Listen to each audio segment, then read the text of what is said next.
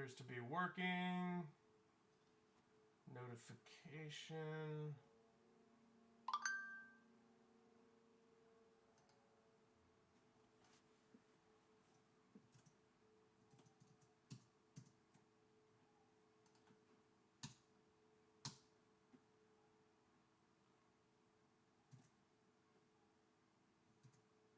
Okay.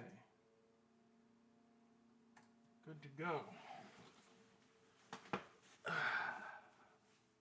Let me see. Oh, I need my chat monitor up here. Can't see you / hear you.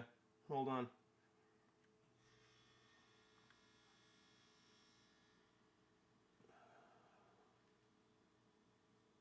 There we go. That's more like it. There we go. Okay. Silence, phone. Shh. All right. There we go. Okay. We'll see how this goes. See if the YouTube stream is a thing. It might be. It might be a thing. We'll see. We'll see. Alrighty. First things first, gotta cut off another puck here. That should not be in there. That's a bad spot for that.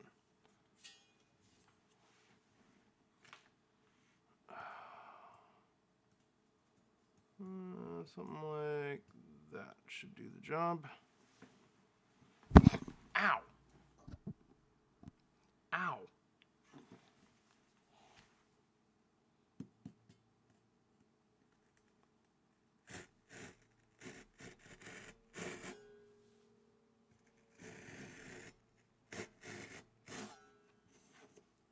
I think that'll do.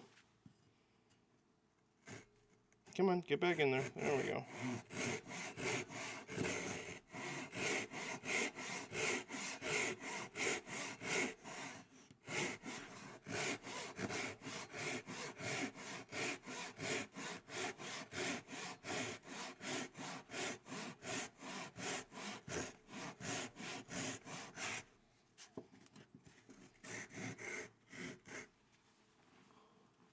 Hey, there you are. How you doing, Course Engine? What's going on? Good to see you.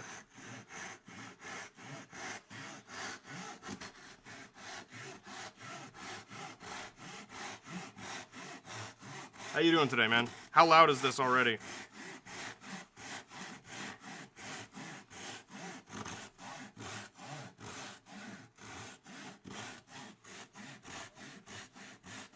We might switch topics if the stuff I'm going to be doing here for these is too loud. It might be.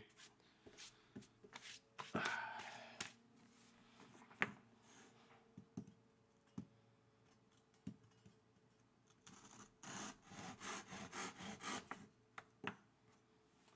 we go.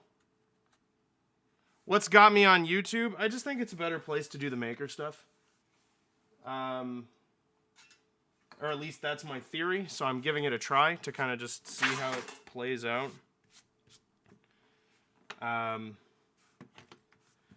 I did some research, and it verified my suspicion that it's kind of hard to stream, like, anything that's not games on Twitch.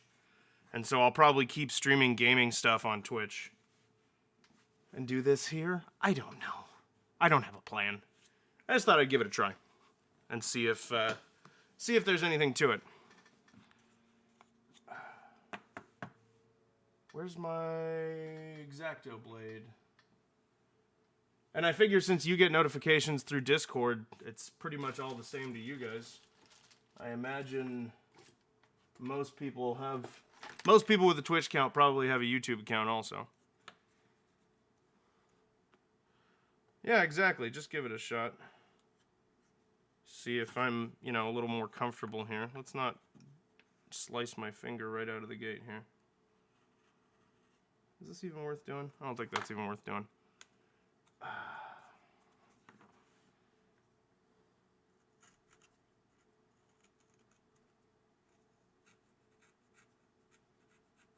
But also just because I want to, like, keep the stuff together.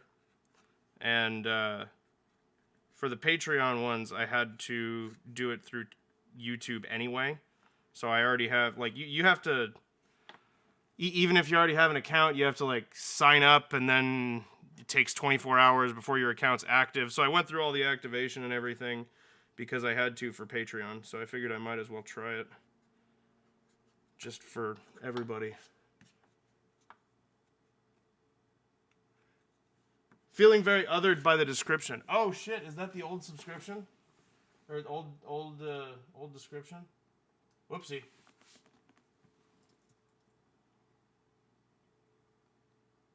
I don't really have a description. Wood carving maker coins. That works. Yeah, that was yesterday. Sorry. You can be less othered now. Did it go away? That's my bad.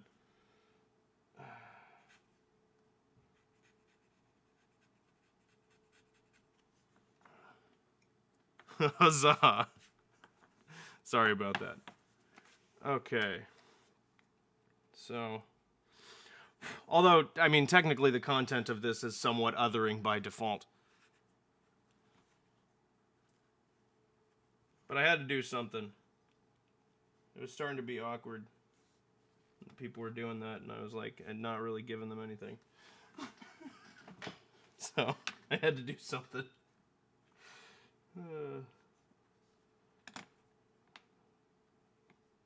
That's about right.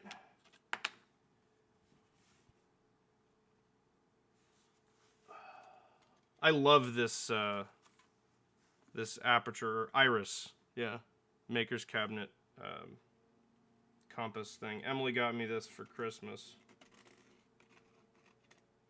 Oh, we got that chip on that side is going to be annoying. Let's just not deal with it.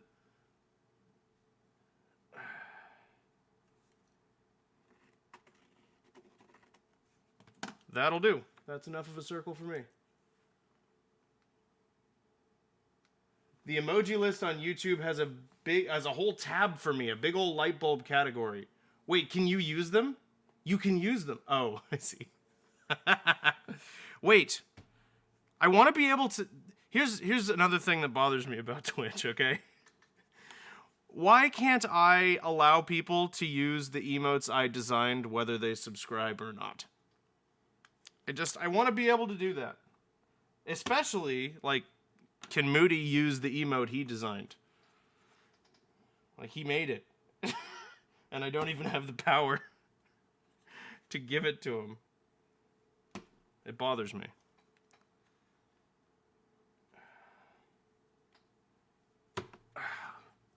There's a light bulb category. Oh, man.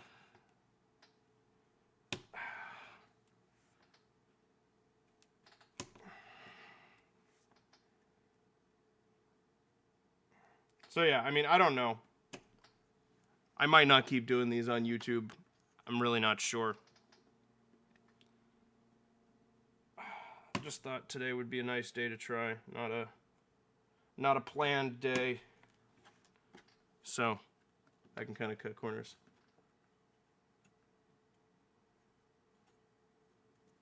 Would be nice. You can list them for 1 point.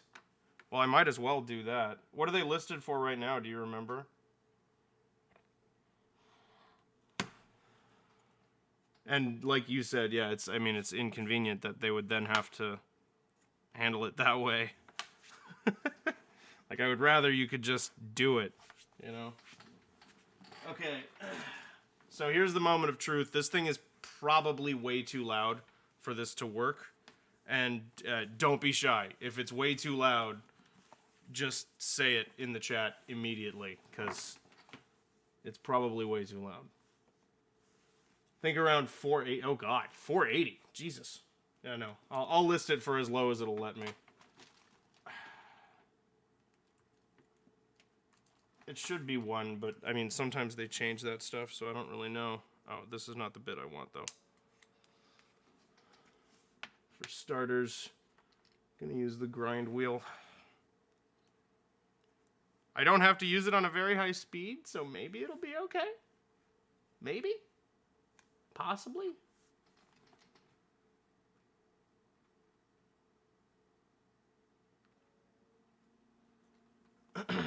Alright. Are we off to an okay start?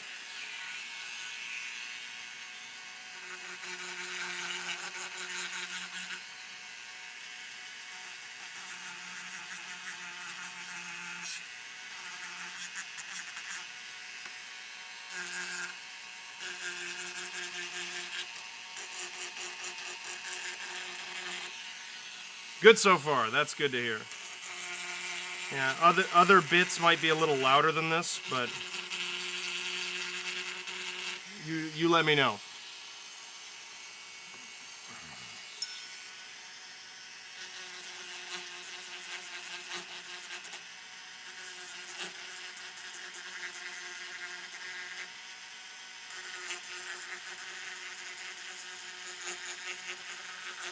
There's this old project of mine that I want to get back into that I started when I was in college and then never picked up again.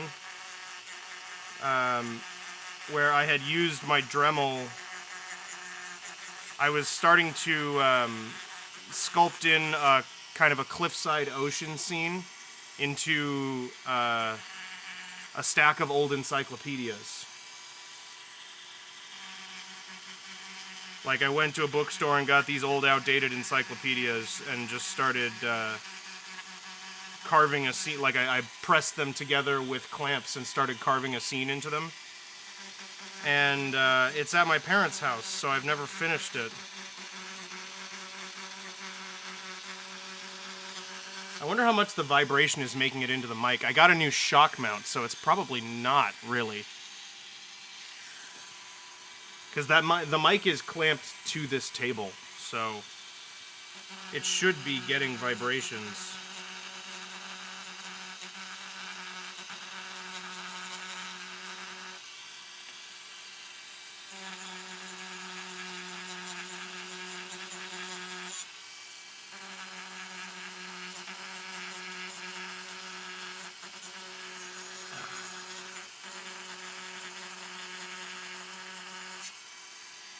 Okay.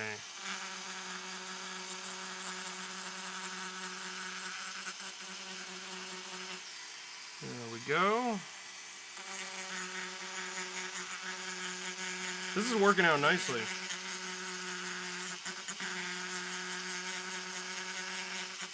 As I say, though, it might get worse when I have to actually get to carving, so we might have to do something else. But I have 3 more of these to make, so I can do that off stream if I have to. But I really just want to take the grind wheel on the Dremel and shave off the corners on that octagon to make it circle E.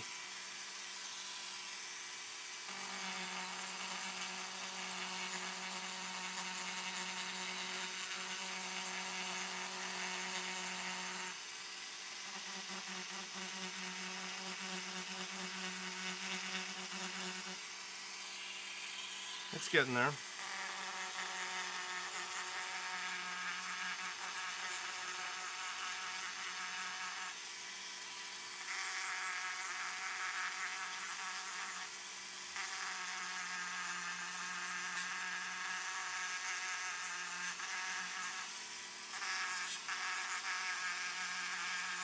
Yeah, I did it much more by hand on the first one, and I regret that decision. I mean, it's just doing it with the Dremel. I mean, obviously, I don't feel as cool, but the end result will be achieved much faster. So, is that visible? Where am I at? I'm off the edge, aren't I? Here, let me fix that. Hold on.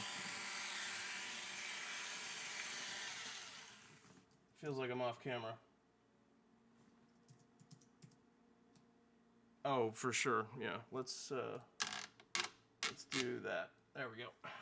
Because I got to get to the edge of the table here so that I can have this nice and steady. Is that better? That's better.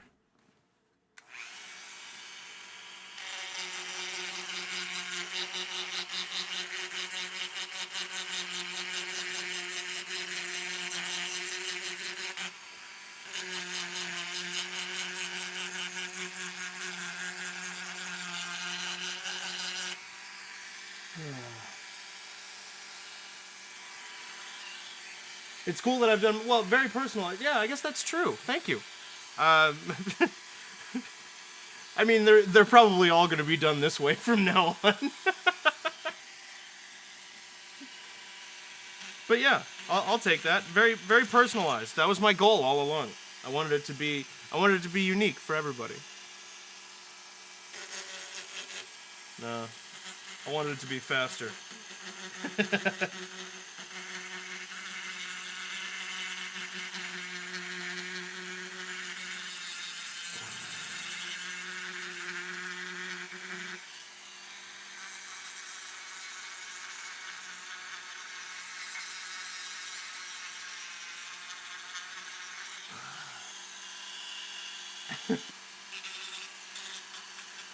Uh-oh. Looks like we're lagging. What's happening? No dropped frames on my end. No, we're good. We're here. I don't know what that was about.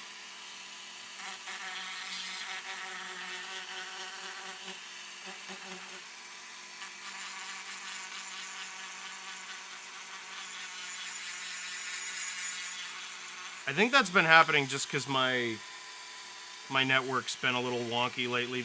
I had mentioned to you guys there's a dead coil in my modem, so that could have been the cause.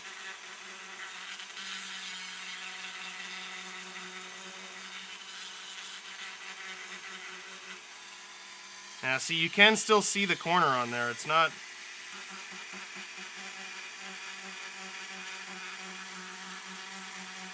It's not quite round enough yet.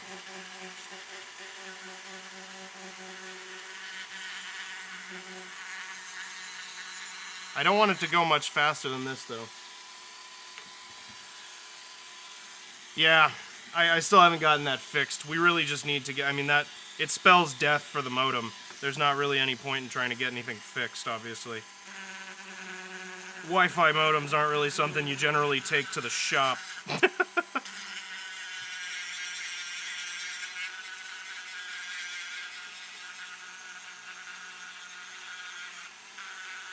Oh, that was unfortunate.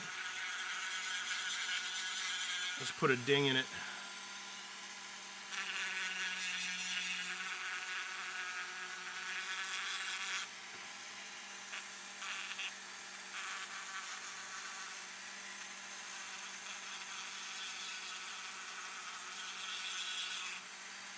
Gotta be careful with that edge, man. Yeah, see, this is why doing it on here is a better idea. But maybe trying to spare you some of the vibration. Let me see.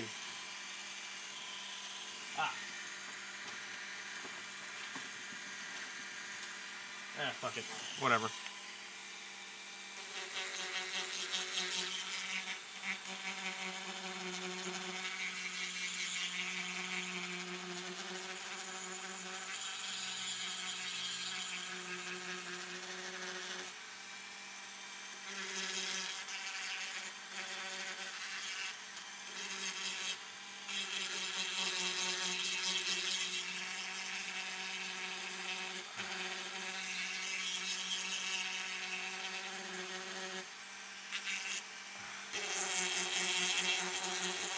It's a lovely sound. It's really, it's the ASMR stream everybody's been dreaming of.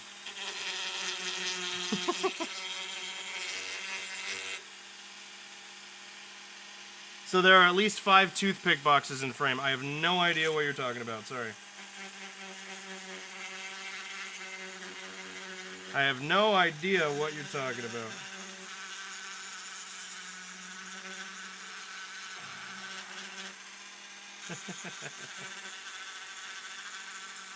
Yeah, I'll work on that if this doesn't work out.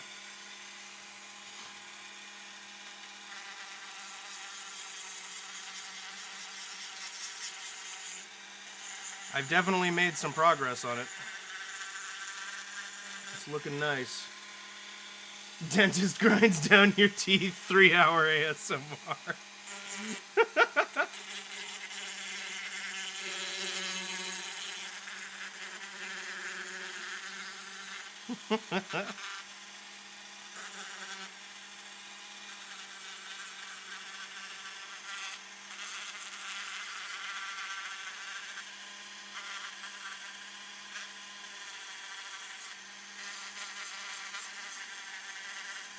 I don't know, man. Making stuff makes noise. I don't know what to do about it. You know what I mean?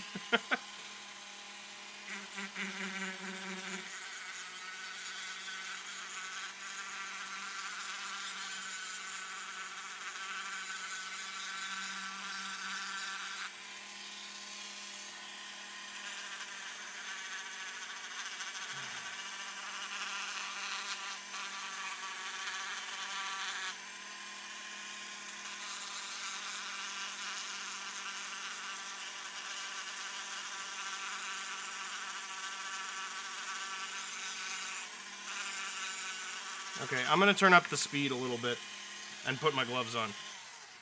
Or at least my left glove. Turn up the speed like 5. 5 what? I don't know. 5. It's going up by 5. That's all you need to be worried about. I assume like RPM, but I don't know what the multiplicand is.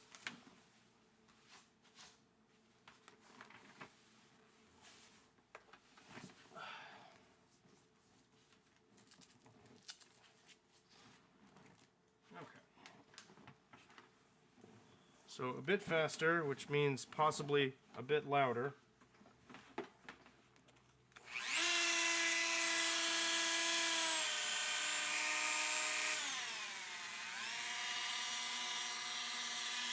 Let's see. I don't know. That seems like it's worse.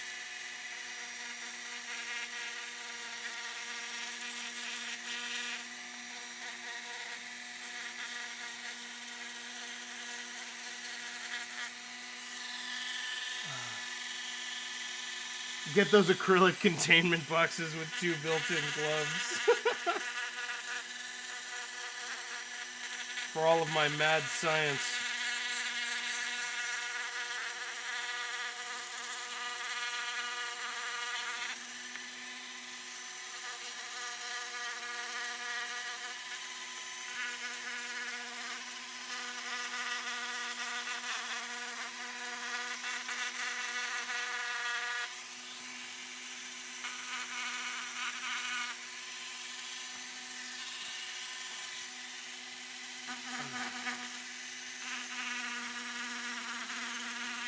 There we go. Yeah, I just wanted to speed up this smoothing a little bit because I have some serious corners that need to be taken care of. You actually get the feeling that acrylic isn't great at dampening sound. Yeah, it's not. it's not.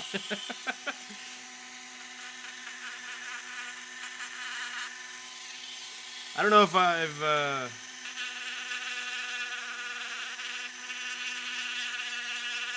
I've come up with anything to get around this particular problem.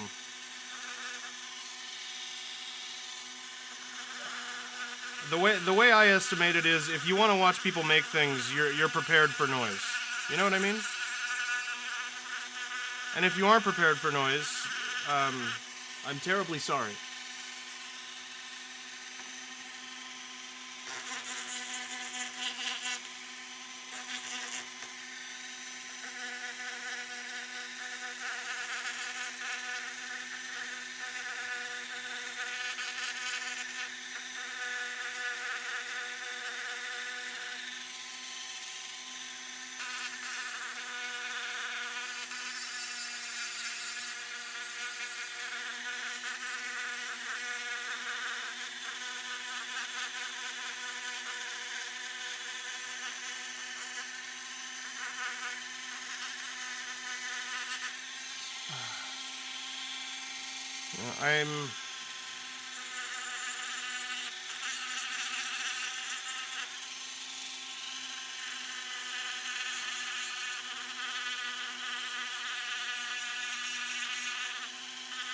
I'm not sure. Well, the other problem is, the other thing I have to do is, like, super slow. Because you see the toothpicks around. I assume you also see the hot glue gun. I don't know if you know this. Hot glue guns aren't particularly fast. Get the world's most directional shotgun mic and never move my face an inch. I mean, it's crossed my mind. I won't lie. It would help a little.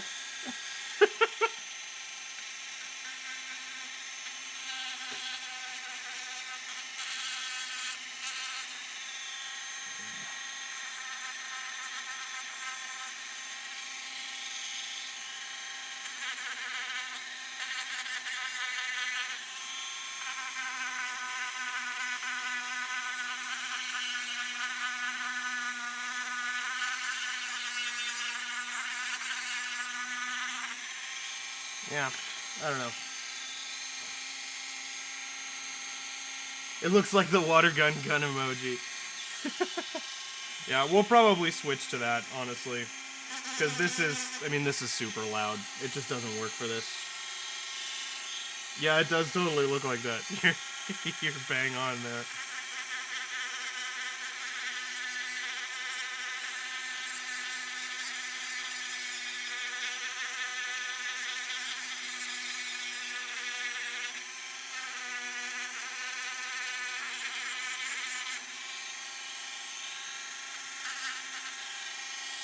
Good morning, Moody. How you doing?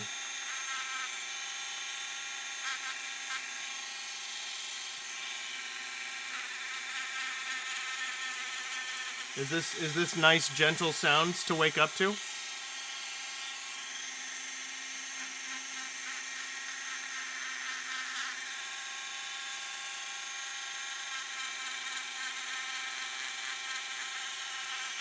The soothing. It's like waking up in nature next to a construction site. You went to bed about 12 hours ago. Ooh, that sounds like a good night's sleep.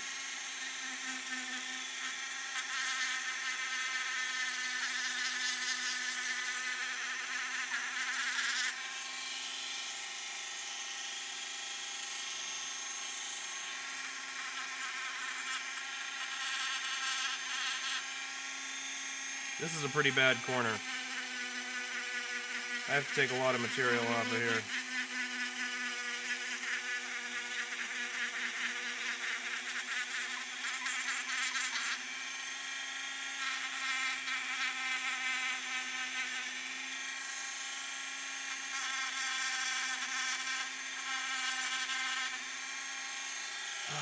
You slept through your class.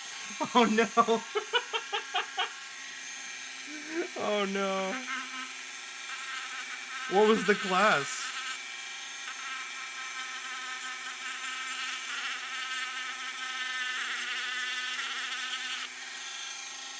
Don't know how you could have anticipated sleeping so long. Yeah, I mean, it's too late. Shit happens, man.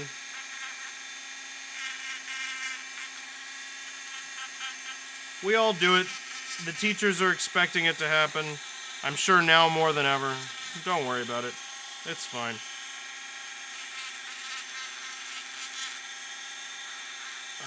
There's no benefit in getting angry at yourself. Oh, it was Japanese. Oh, that's a bummer. You like that class. Do you like your teacher in this one?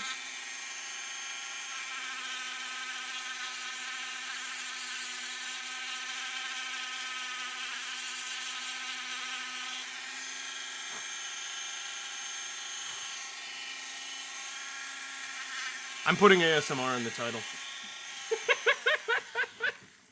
I just need to. Alright, tell you what, I'll put anti-ASMR in the title. How about that?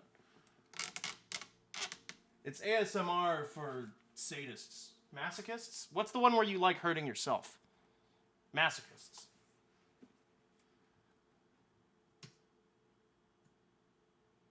ASMRs. There you go. There you go. That's what I'll do.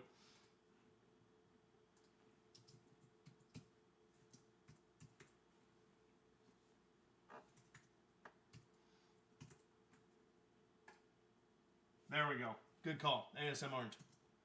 There's the name. She's cool, but all the Japanese senseis are super strict because they come from Japan, so she won't be very happy about it. Ah. Well, that's bad news then. I'm sorry.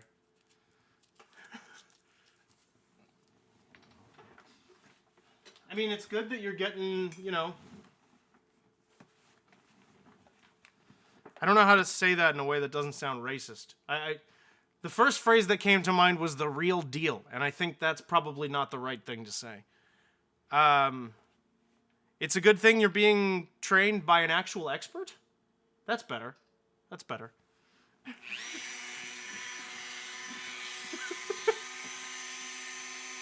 I don't think there's anything technically wrong about the real deal, but it just feels wrong. You know what I mean? It just feels like I shouldn't quite say it that way. They call you out in front of the class for messing up homework. Oh, shit.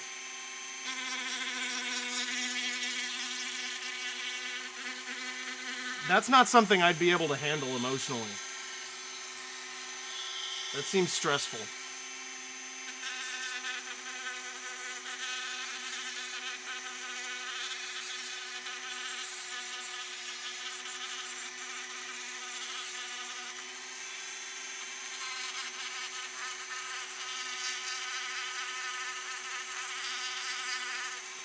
Oh yeah, of course, Denton, you were asking earlier why YouTube. That's one of the other things, is apparently they're actually looser on content strikes. Not that I've ever had one. But I just thought that was an interesting factoid to share.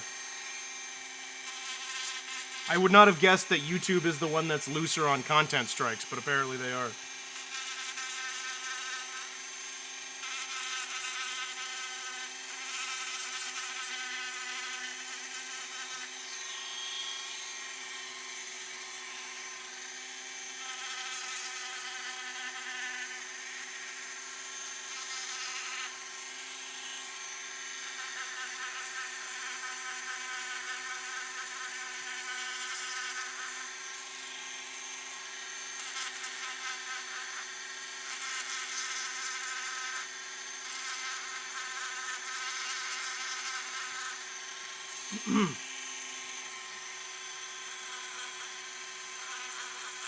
Okay. Well, Moody, I'm sorry you missed your class, man, but good to have you.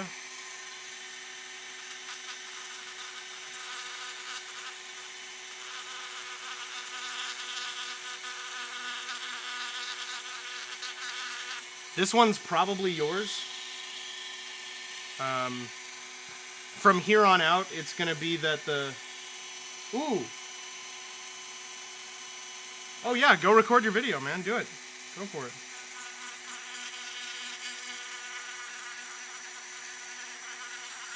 I've been really enjoying those. I can't wait to see what today's is about.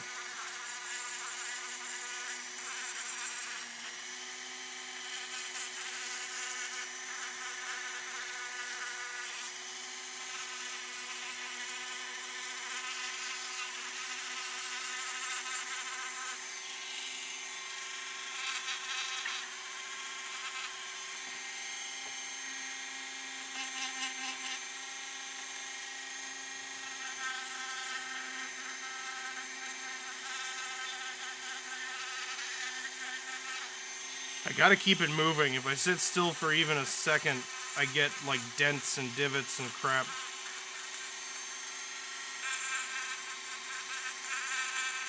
Which is part of why I had the speed lower earlier.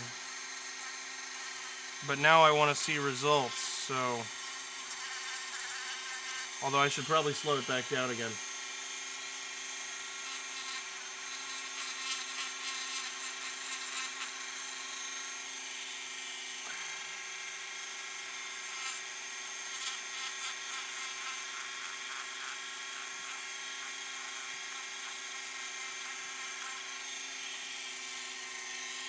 Definitely lopsided right there.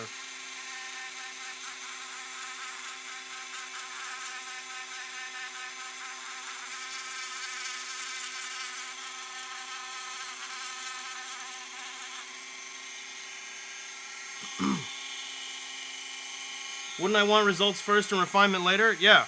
Yeah, you're right.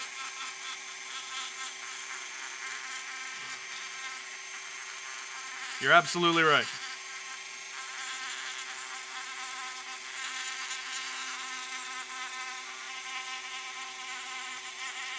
That's why I'm an idiot, Corsenton.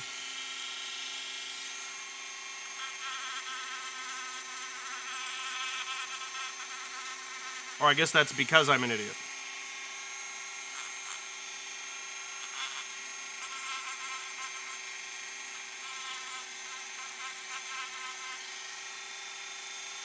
Right now it looks like those Baby Bell soft cheeses.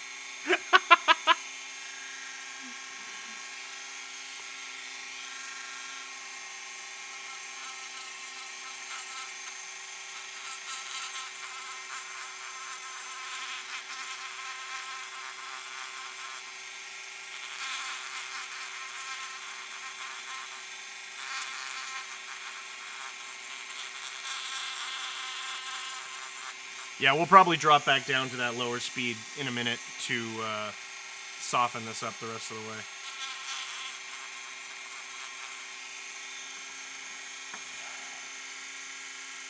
So this corner is still the worst.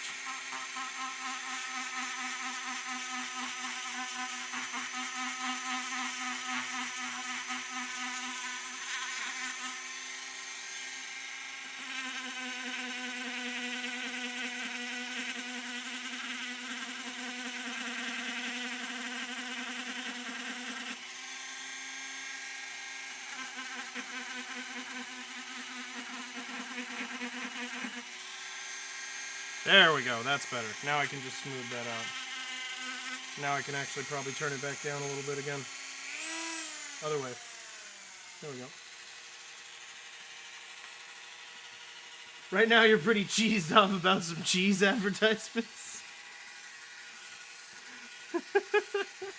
Do they happen to be Baby Bell advertisements? A little more speed than that. Welcome back, Moody.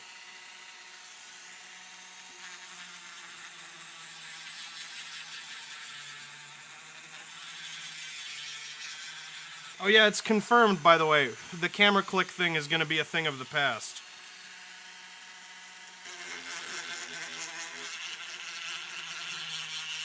We're moving up in the world, guys.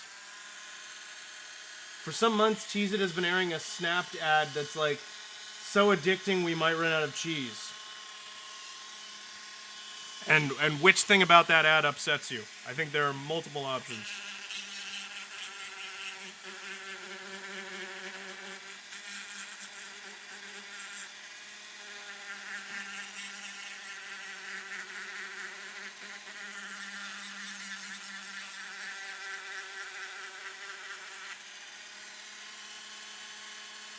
But recently and concurrently with the snapped ad, they've aired an ad for their new extra cheese Cheez-Its. Stick to a narrative. Be consistent, damn it. Is it too much cheese? Is it not enough cheese? What is our cheese status?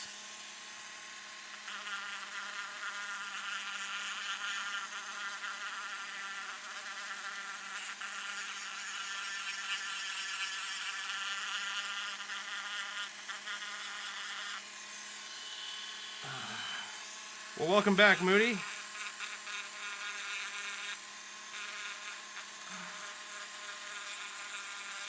What is our curiosity of the day?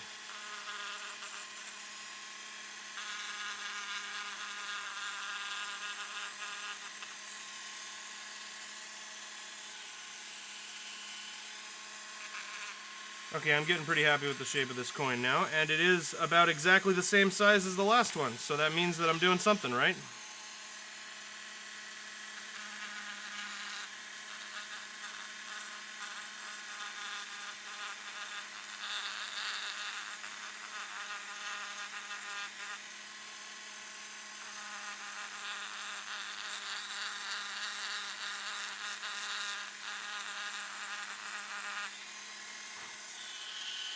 Haven't had Cheez-Its in years, but you could sustain yourself off of them, probably. Moody's the one that got me onto the extra toasty ones, and now they're the only ones I eat.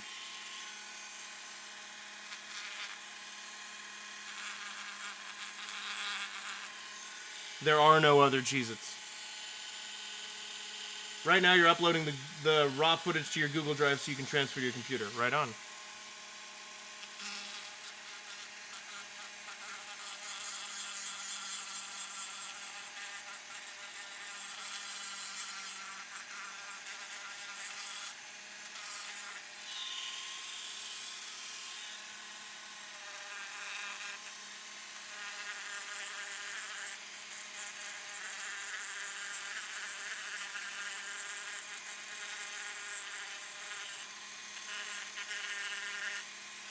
There we go.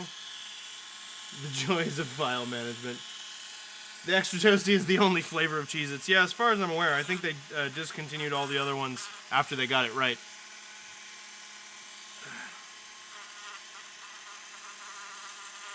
Those were all just random stabs into the void, attempts at creating the pristine, pure, optimal Cheez-It. Now there's only the one. Alright. Time to silence the Dremel for a minute. Not for long, but for a minute. My hand's tingly. Okay. Now, it's time to copy the logo over, which sort of works.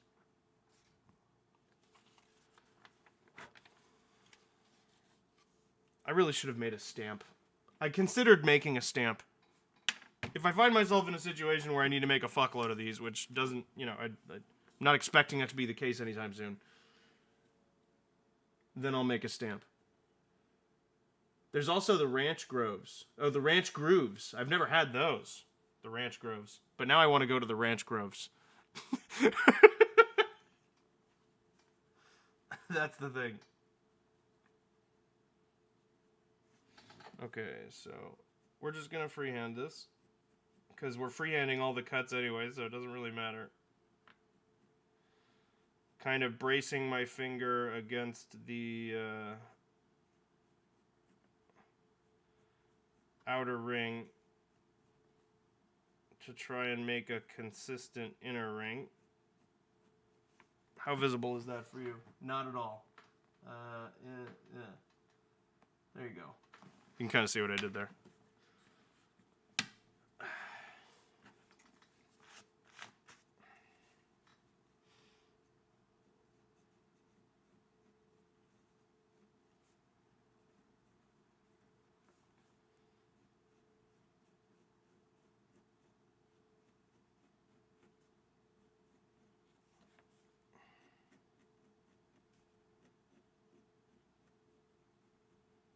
That's looking a little more balanced than the last one was.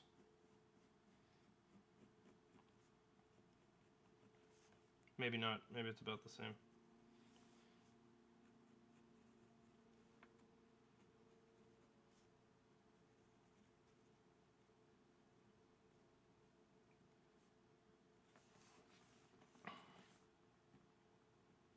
As long as they're all the same thing in theory, right? Welcome. We grow our ranch dressing here. Be sure to harvest a bottle on your own. Only $27.99.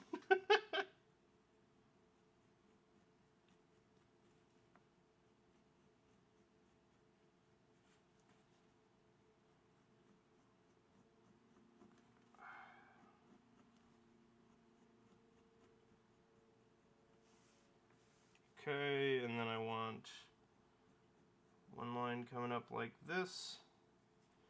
One line coming up like that, a little bit higher. Okay. We've got the E. We've got the U. Ah, see, the E's too low again. The E always ends up too low when I'm trying to draw this.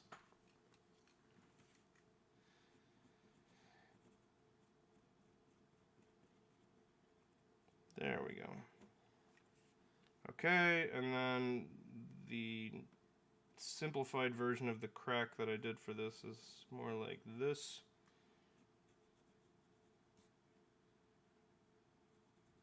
There.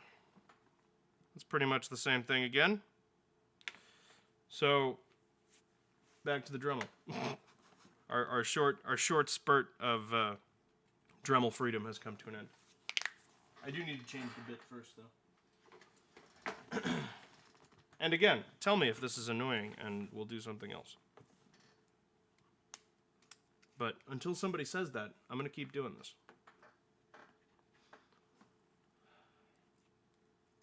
Okay.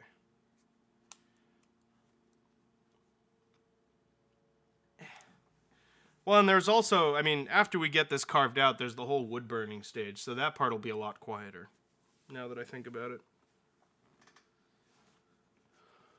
Okay, glove back on, because this is a worse bit.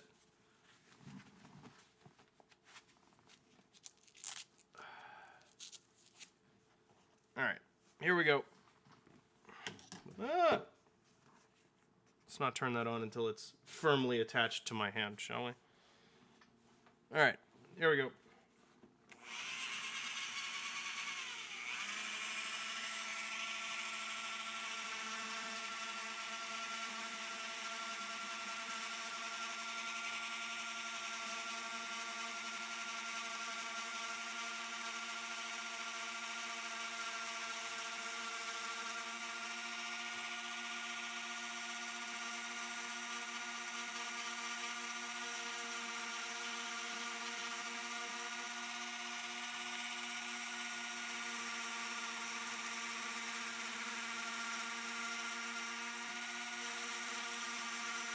I gotta be really careful, because Dremels can,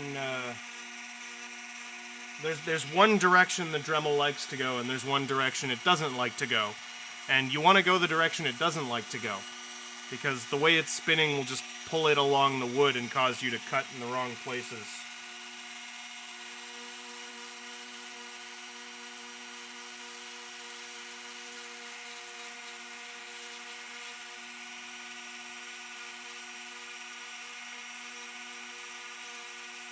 And it's a lot easier to fight that when you're going against its pull.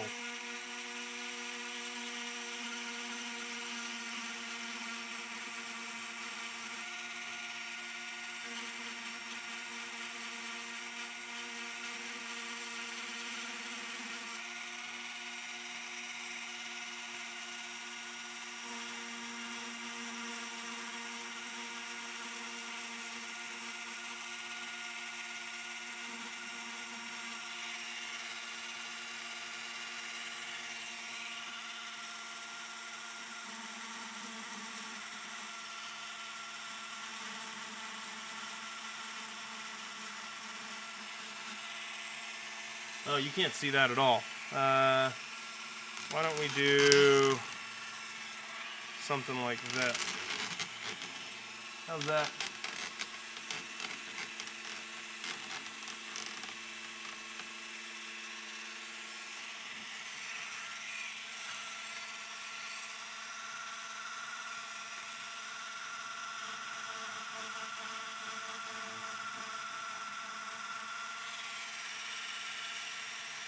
So the free video editor you recommended online was actually paid the whole time.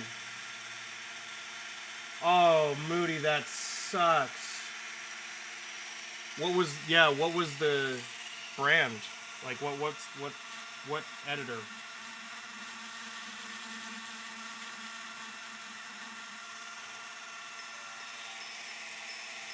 Uh-oh.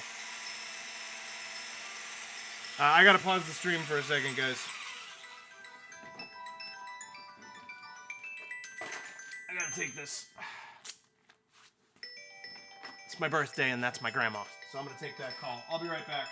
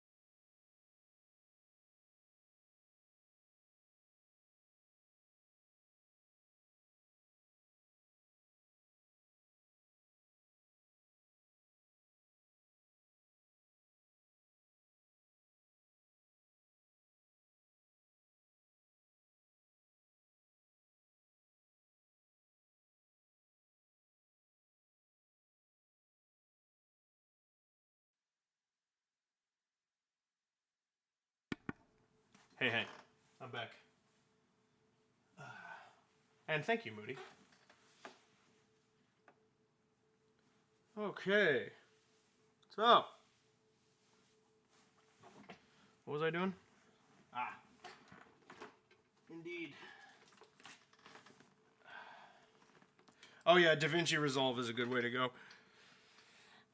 It's a very good way to go.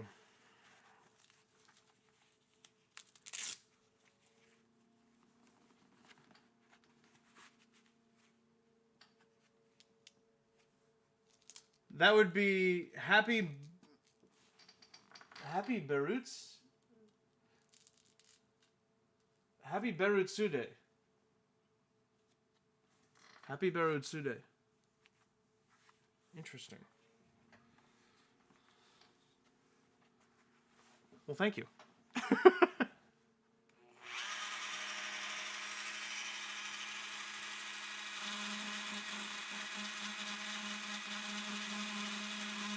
Is that just an amalgam you made, or is that the actual word for birthday?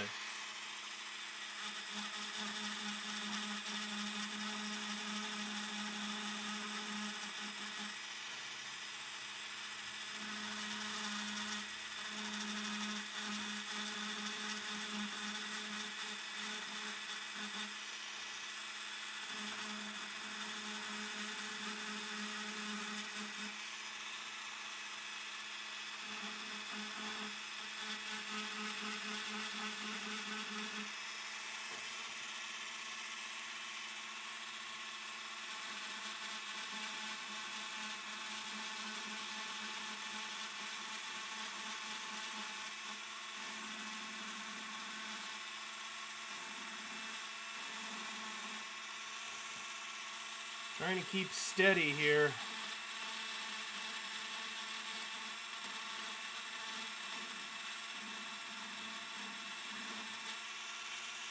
It's a lot of material to remove, but I don't want to do it too quickly.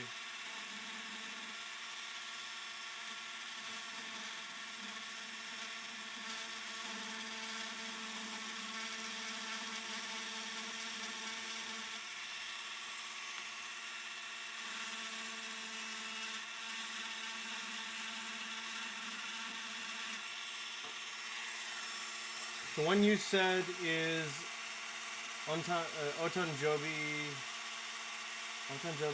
Omedatu Gozaimasu, which is congratulations on another birthday. I see. Interesting. So that's the, like, that would be the common phrase in Japan.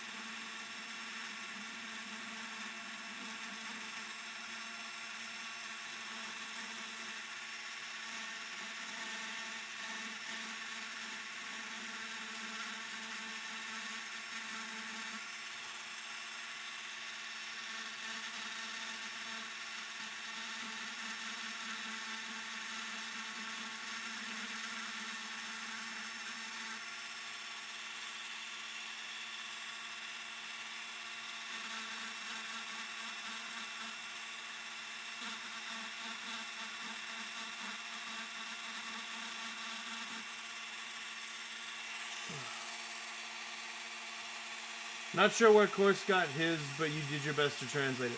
Oh, that was your translation of what Corsentence said. Got it. Yeah, I was not with you there. I understand now.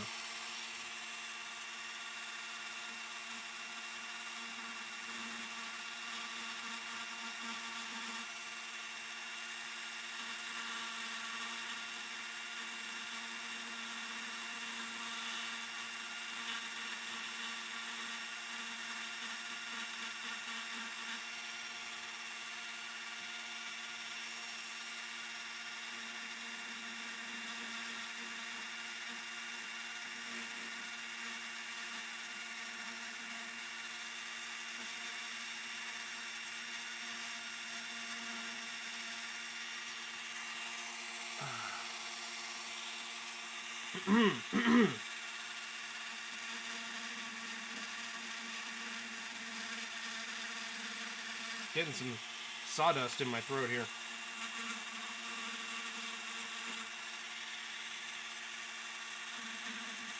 That's okay though. If I ever vomit, it'll clean itself up. You were just messing around to brute force birthday into a lone word. Oh, got you. But Earth is not very friendly to the syllabary. Syllabary. That's a word I've never heard before. If you ever need randomly generated mountains, just unzip a large file and copy the progress bar.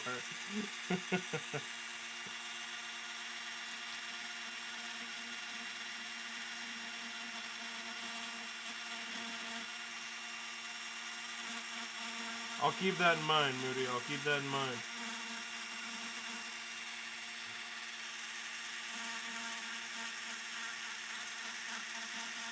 I've managed to rope Emily in to help me with the writing for that game concept I've been telling you about. The moral, the one with the complex morality system.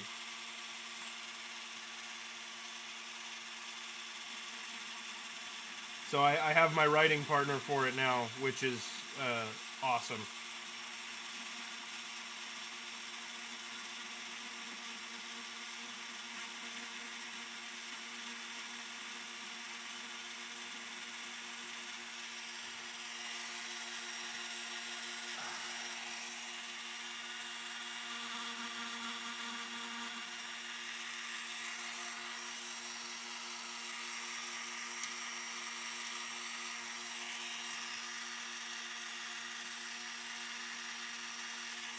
Maybe from there would be best. There you go. Trying to cast as little shadow as I can manage.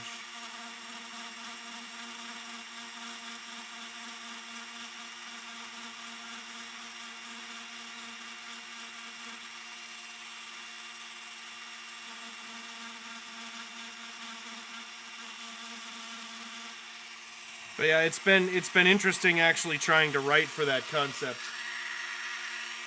because it's like trying to write at the theoretical level. It's very weird. What really confused you is that the capability to properly pronounce words like English, if you ask them to say it like an American, they just choose to pronounce it the way they do.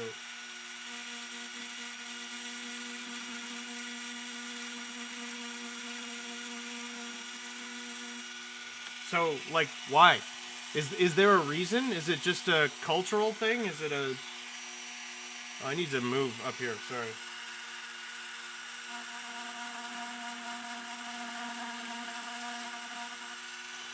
Just a cultural idiosyncrasy, or...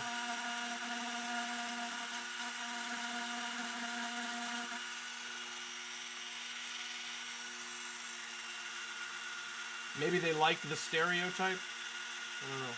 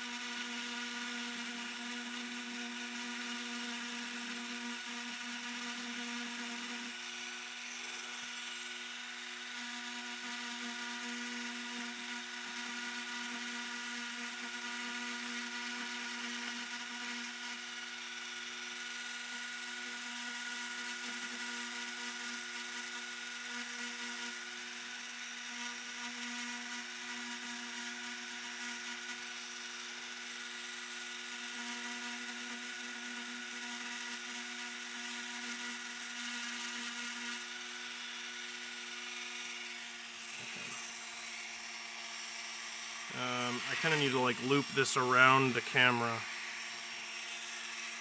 There we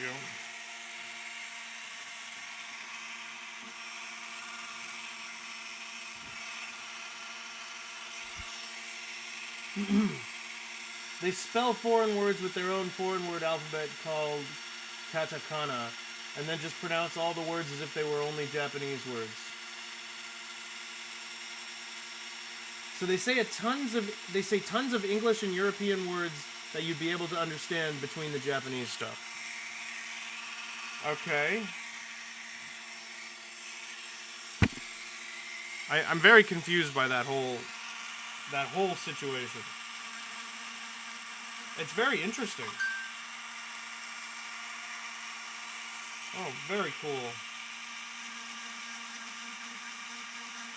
My mom just got her second COVID shot. That's awesome. She works for a school, so she's on the short list.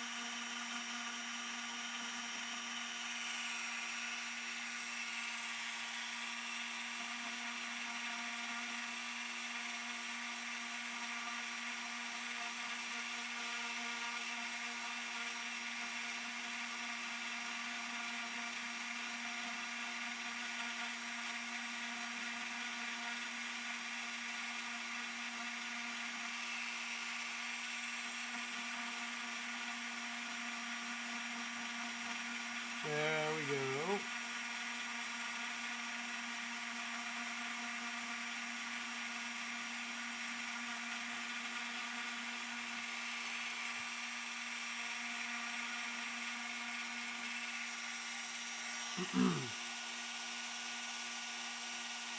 But with a very heavy accent, right?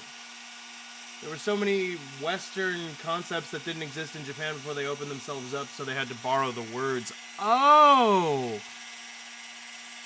That makes sense. I'd never thought about that.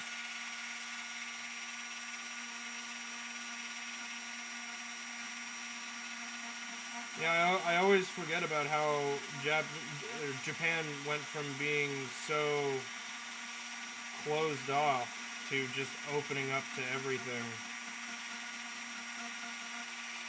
It's kind of like the main thing about the history of Japan, but I always forget.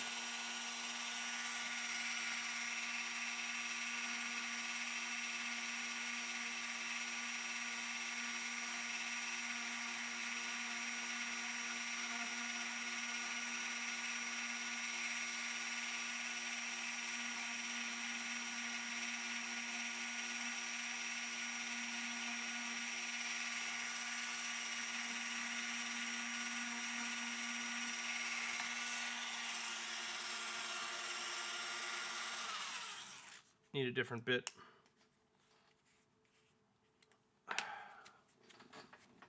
Need a different bit. Where is it? That's the one. This guy it's kind of the same, except it's just the end, right? So I can't like get anything else accidentally. It's a nice little ball end bit. I like these a lot. They don't cut as fast, but they're really handy.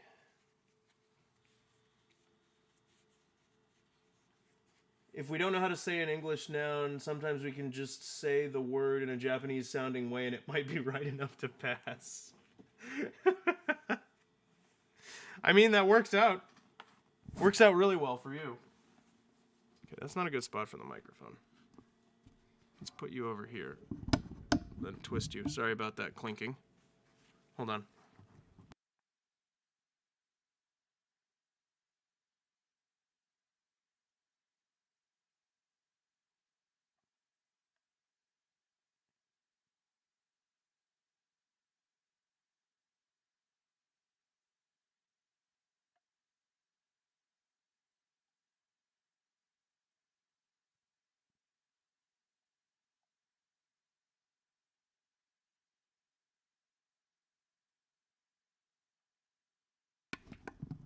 It's all right. There we go. The mic barely fits in the shock mount that I put it in. Like, it just barely fits. So I have to be pretty cautious. Stay.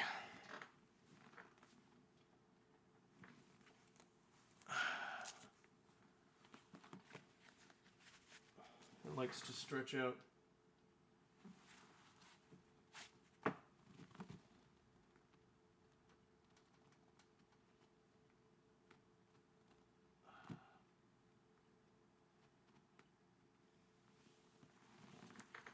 All right. Back into it. Now we're going to use this little ball end tool. So. Okay.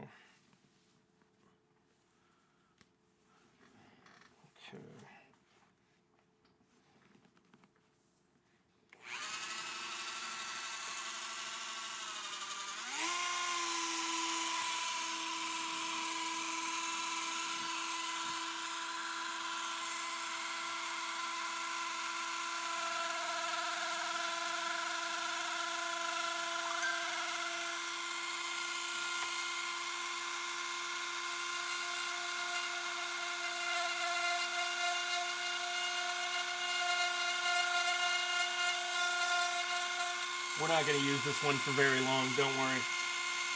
Does this count as a wooden nickel? I think so.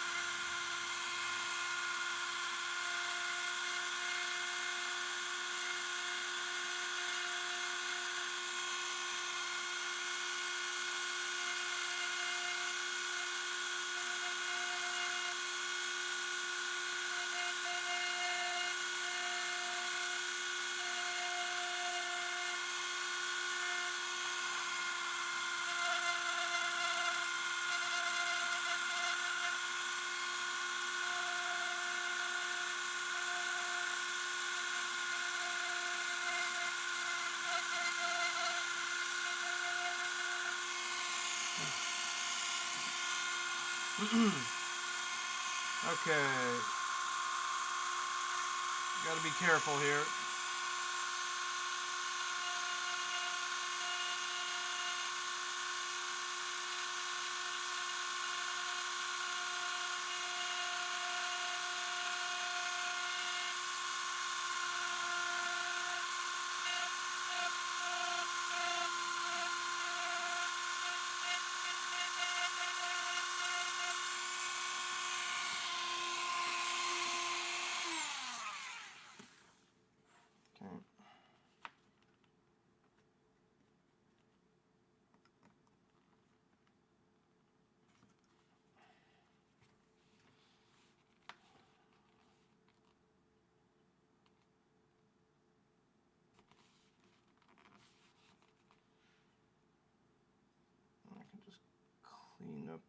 edge a little bit, hopefully.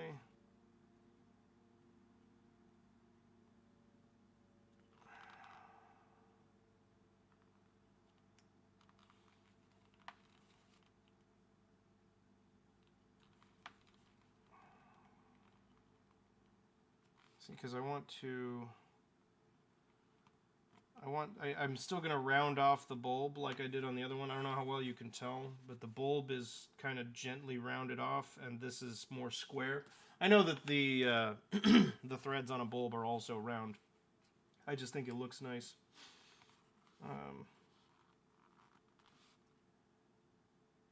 So I had the threads square with the bulbs around, so I'm going to try and do that again. If I can.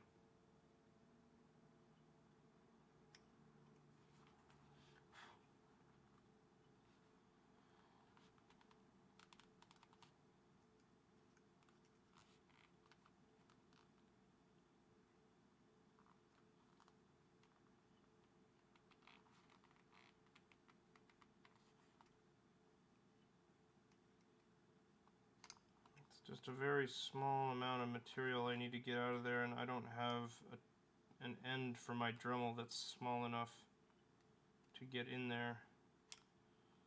So I gotta go for the knife and just hope I don't screw it up.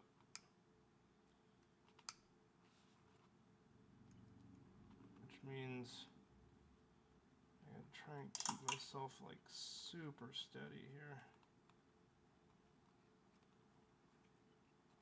The nice thing is, though, when I did this on the other one, it turned out that these like fluffy, fuzzy edges I can clean up with the burning tool. Like that'll tidy those edges up pretty nicely. So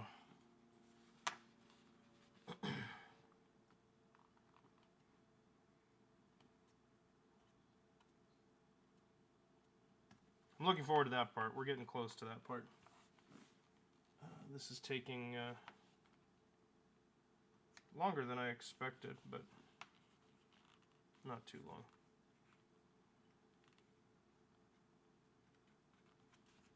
It always takes longer than I expect. 100% of the time.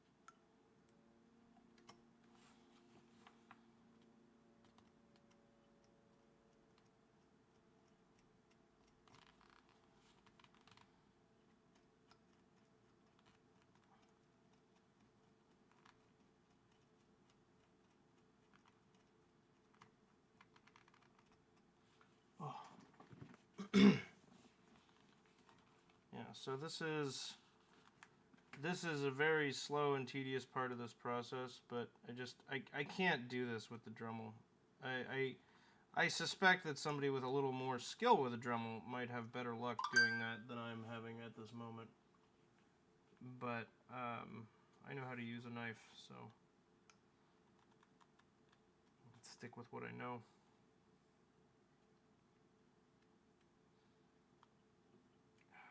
But it's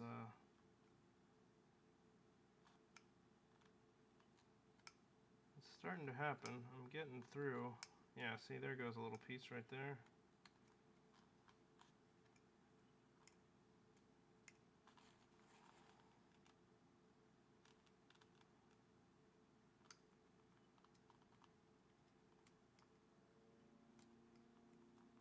Oh, that is a hand cramper if I ever saw one.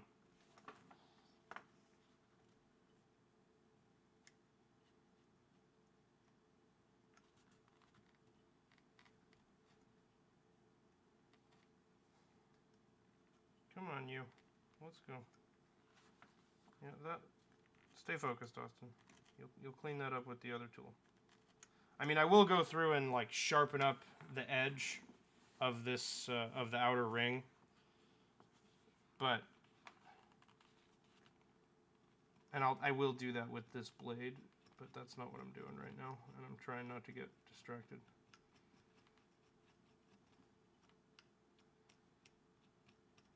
Because I do have a tendency to, when I get to the parts that are like really fine detail and I can't screw it up, as I start to get fixated on how I might screw that up, I just like get distracted and work on other parts of it and kind of talk myself out of doing that part. Which is more or less happening at this moment as I clean up this little corner. But that is part of it, so I think it technically counts. But really I'm just trying to clean out this area underneath the very bottom of the bulb, because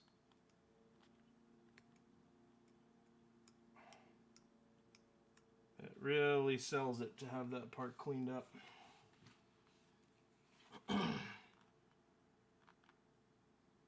So I'm chewing this up and I'm taking out everything I can. I need an awl.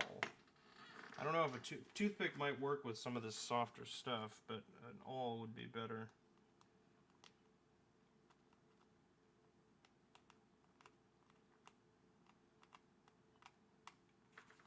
I think these toothpicks are actually made out of a harder wood than whatever this whittling wood is. I assume pine, but I would think toothpicks are also made out of pine, so I don't really know, but they seem harder than this wood, like it can scratch the surface of it. Although I guess things of the same hardness can scratch themselves, or can scratch each other, can't they? It just needs to be the same or less. It doesn't need to be less. So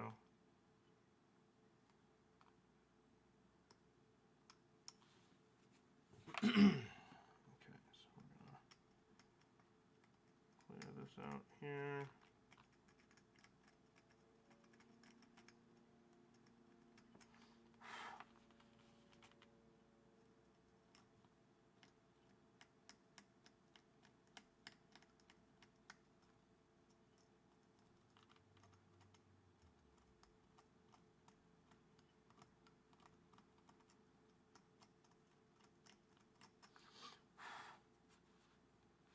Perfect. I mean, not perfect, but almost. And like I said, I'll be able to clean up the definition here with the burning tool.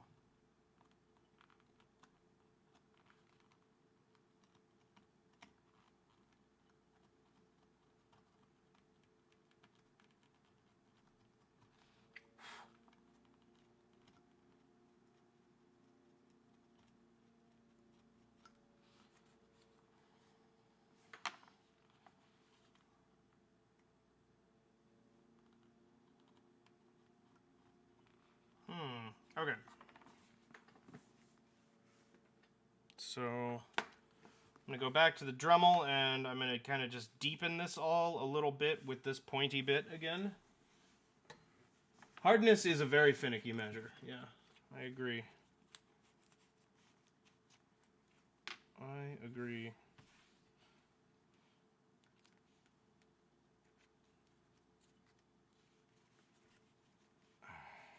Okay, so we'll go around, deepen everything that's already there, and kind of bevel the edge of the bulb.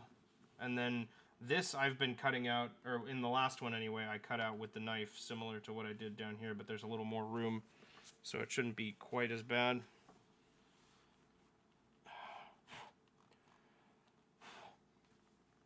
We'll see.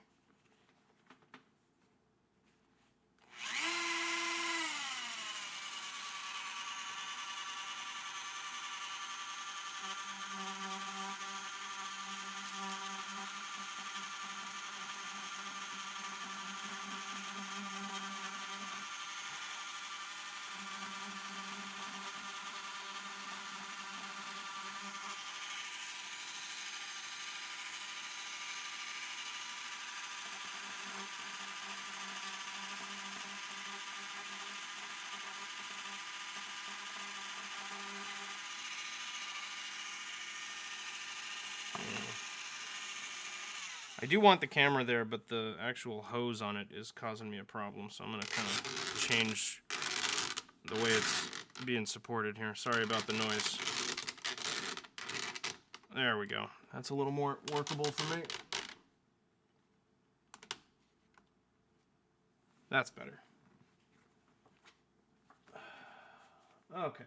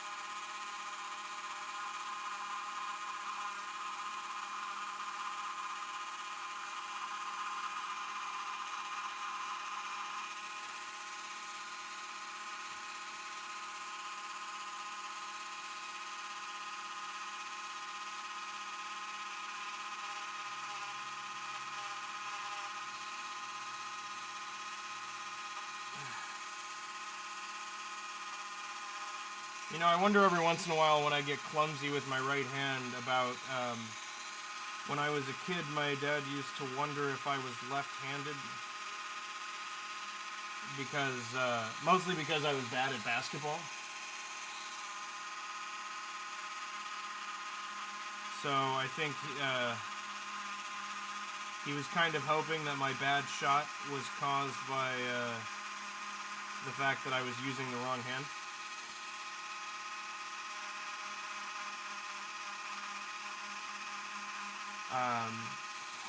Although every once in a while I think you might have been onto something.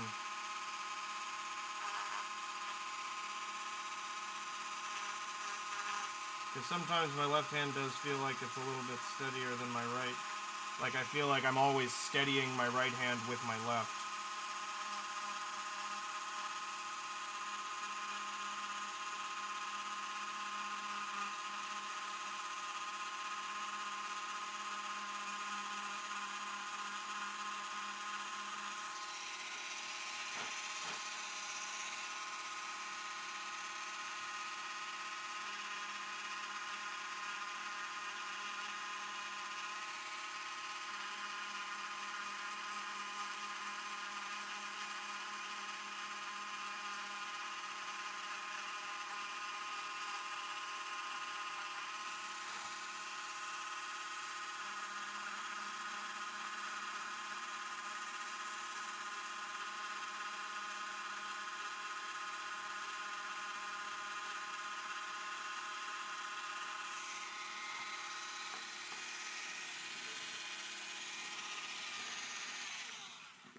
Hold on. Let me see if I have a better bit for what I'm doing right now. I might.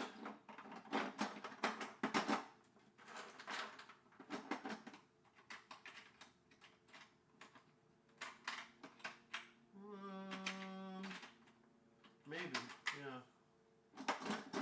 Hold on, let me try this one. Let me try this one. What do we got here? This guy right here. That little pointed grind wheel. I think that might help me out.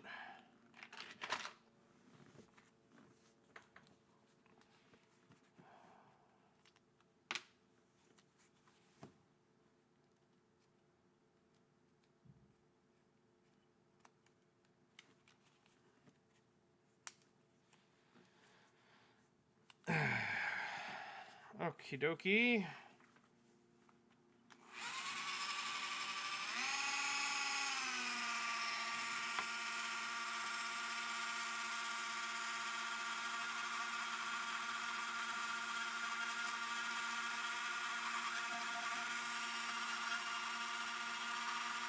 Ah, okay. So yes, that is going to work for us, but that's not what we need in this moment.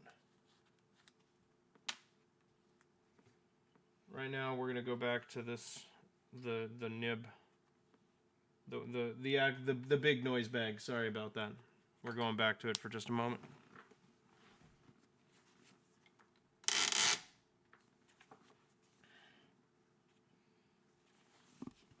There's no good path for this tube.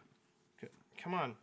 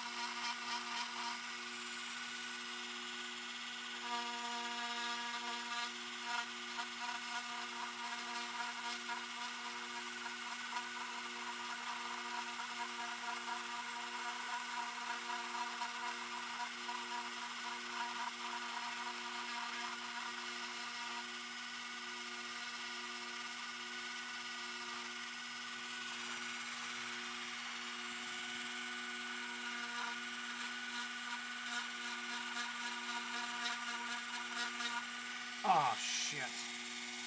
See, that was it pulling itself up from the spin. I just nicked that part of the bulb. I'm going to have to clean that up.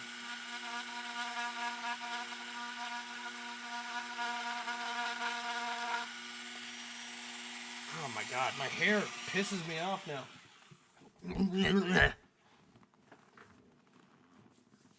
It's too much.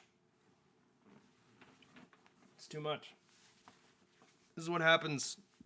This is what happens when you get your grandma's hair. Which I did, by the way.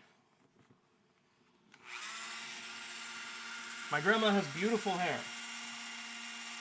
It's not really the hair I wanted on my head.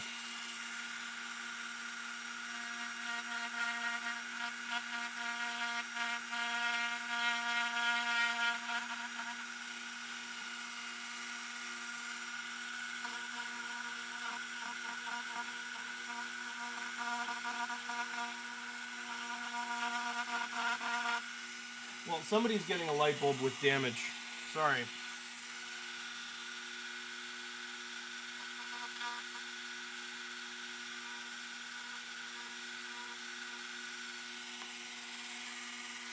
I think I can fix that up with that cone-shaped grind bit.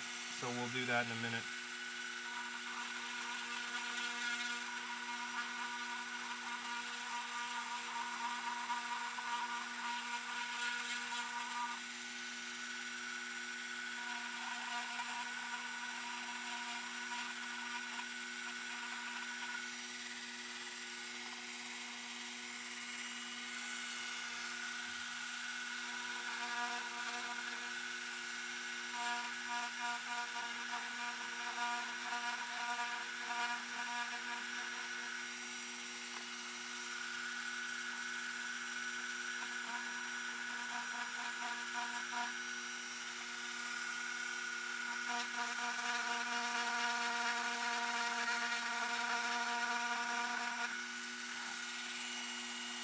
Okay.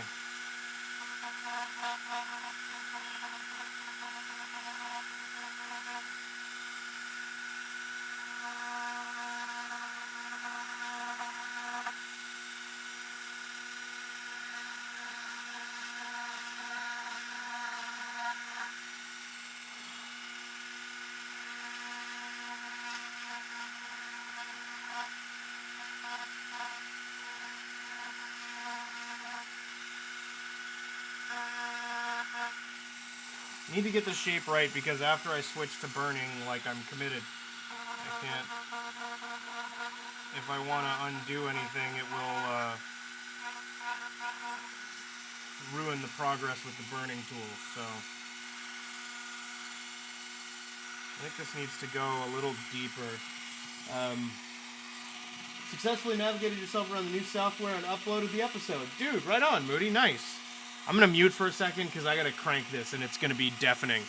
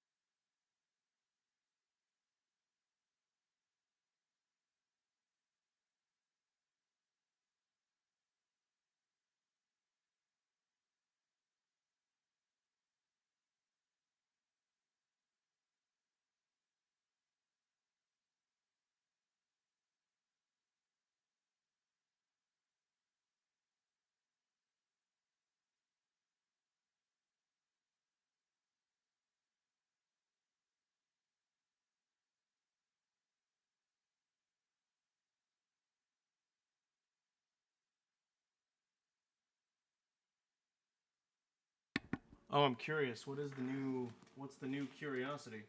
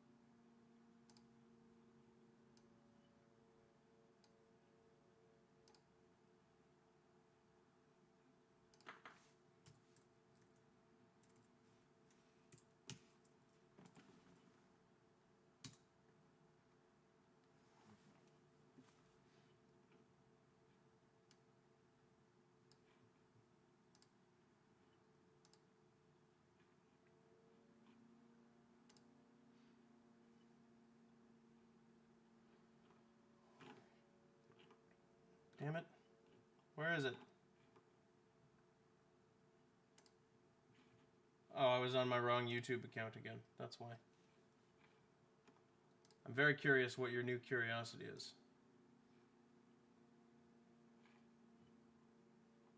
I must know. Oh, there we go. That comment will lead me to your channel. That works.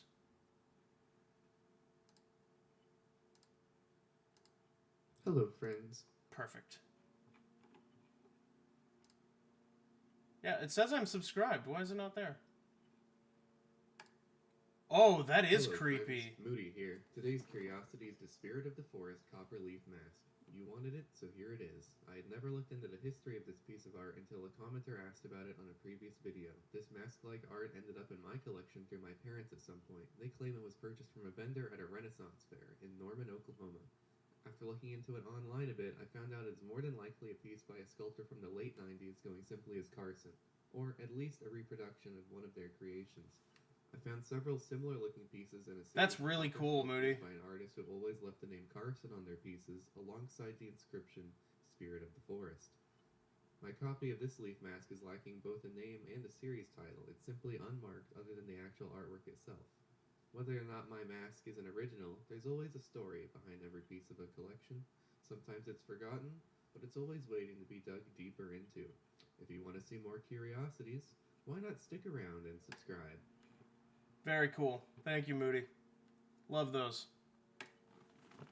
That's an awesome mask. Well, and like, way to go for the research on it and everything. That thing's really cool.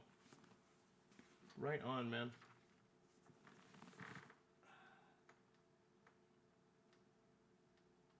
Oh, man. I'm excited for dinner tonight. Get to have my favorite food.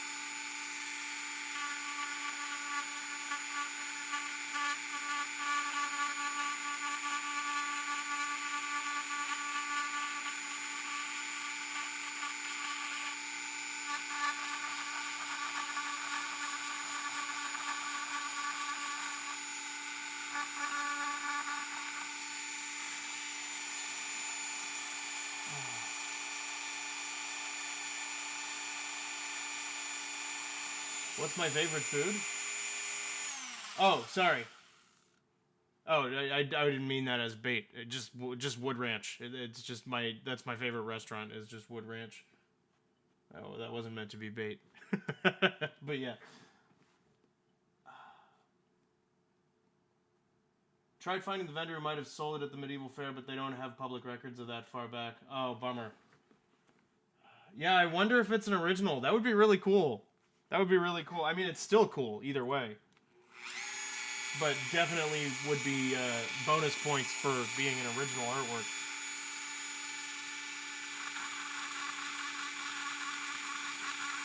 It's cool that you were able to figure out what it was.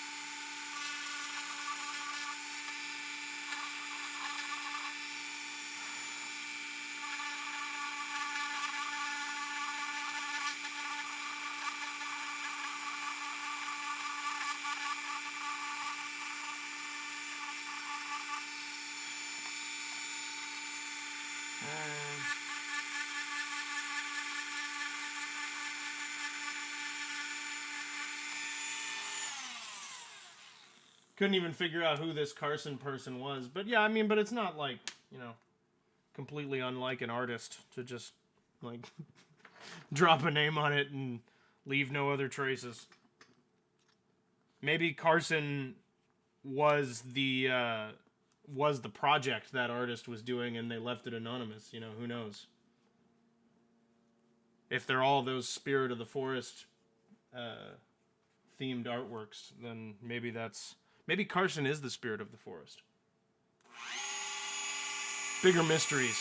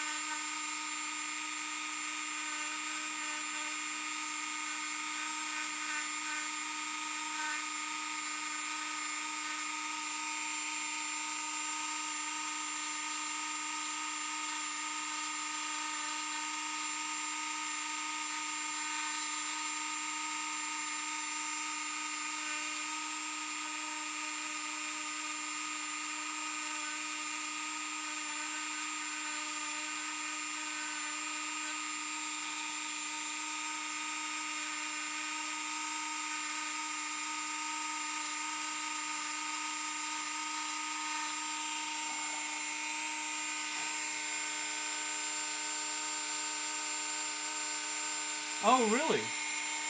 So all sorts of copper leaf themed pieces, but were those all part of the Spirit of the Forest thing, or were like different designs as well? I guess you did say copper leaf, so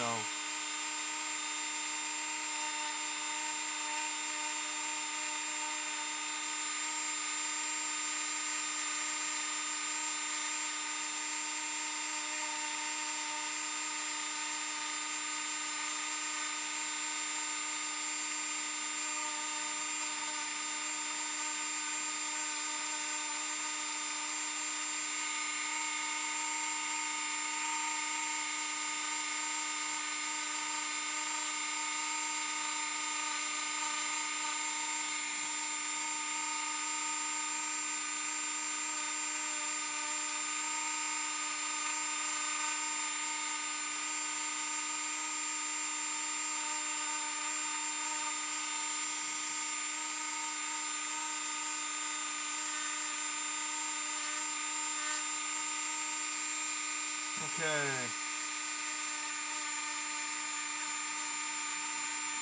I think this is about the end of the line for the Dremel.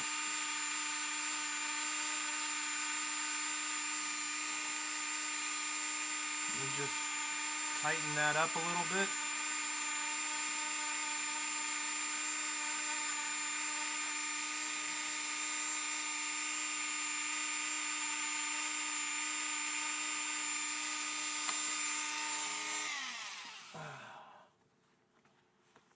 Ooh, that's hot. Okay, we're done. Here, take a break, Dremel. Take 5. Okay. So now it's time to burn things. Yeah, definitely pull it up. I'd love to see that. Excuse me. Sorry. Burp snuck up on me.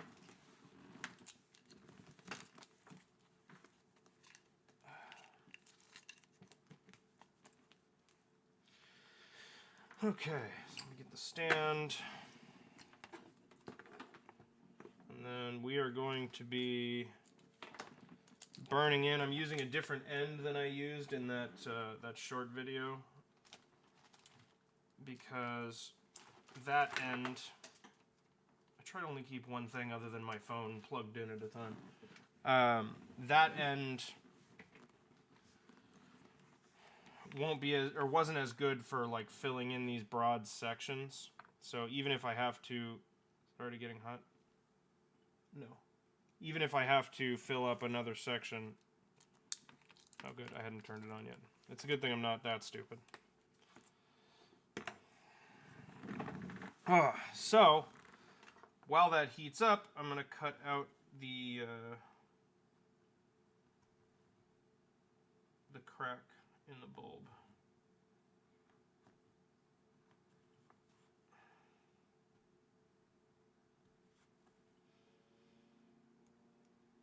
That's getting hot fast. Oh man, there's some stuff on that nib. I can smell it. Last time I used that nib, it was when I was learning how to use the tool. So I used it on some weird materials. It smells like there might be something on it.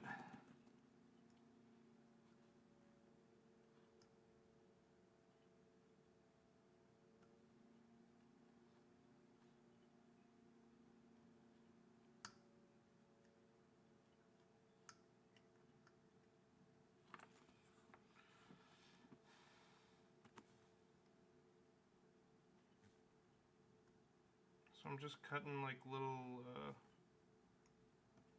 triangular channels here, and then that loosens up the pieces, and then I can work my way down from there. But to get me started, it's just angle and angle, and then that makes those little wedges that I can pop out.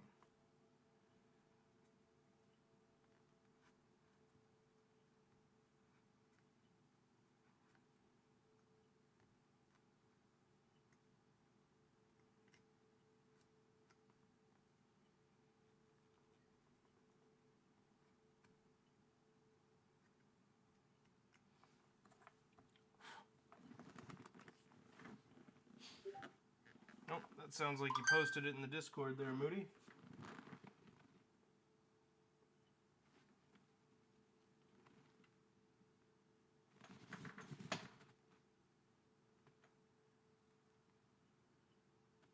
Oh, very cool. Very cool. Right on. Oh, oops.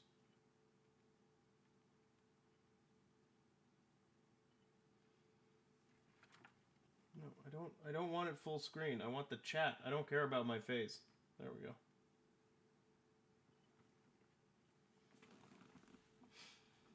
Alright. So yeah, we're just waiting for the wood burning tool to heat up. That's the thing.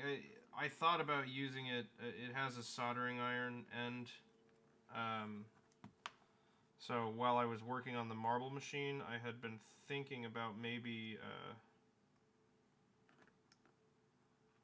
doing some soldering with that, but I mean the thing is, armature wire is made out of aluminum, which obviously does not solder very well. So I ended up deciding against it.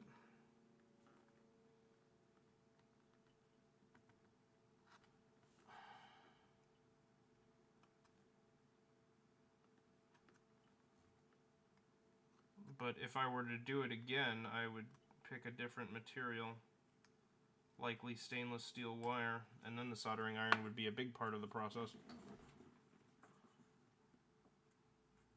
Doesn't it, Corsentant? Yeah, that was a beautiful little short story. I don't know what you would say. I mean, it wasn't a poem, was it? Maybe it is a poem. Is it? It doesn't have to rhyme to be a poem, so maybe it is a poem.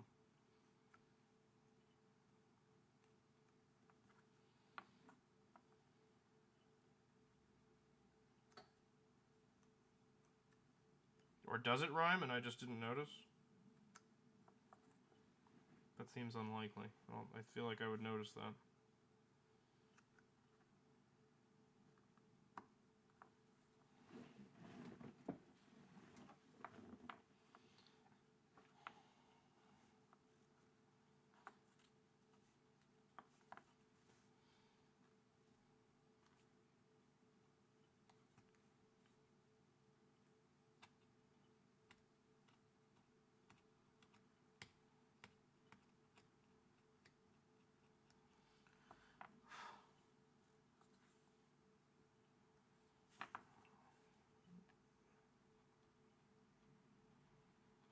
Big chunk I'd like to get rid of. Come on. That was part of it.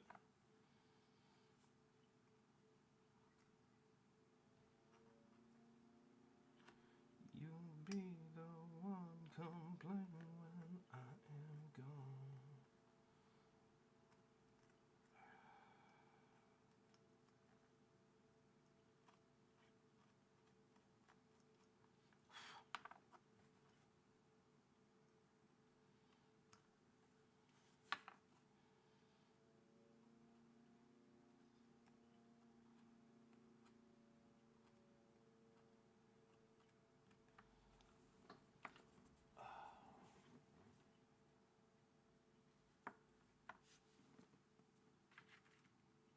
Ooh. The serving plate and the candle holder, too. I want to see that. Oh, dude. Okay, I really like the candle holder. I was imagining a candlestick. That's awesome. I question the utility.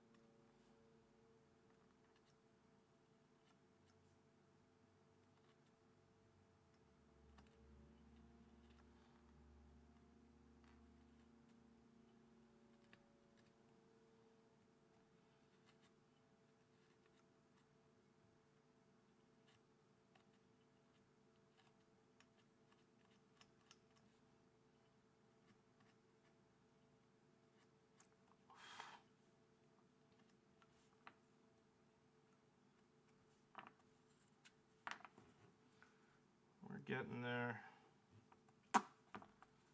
Just need to be smart with the knife here.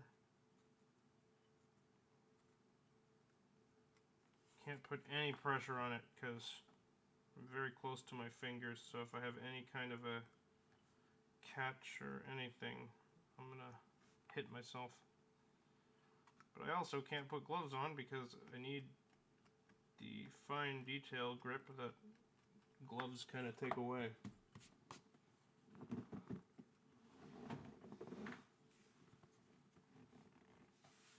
Could probably fit a lot of little hors d'oeuvres. That's true. Yeah, gorgeous designs.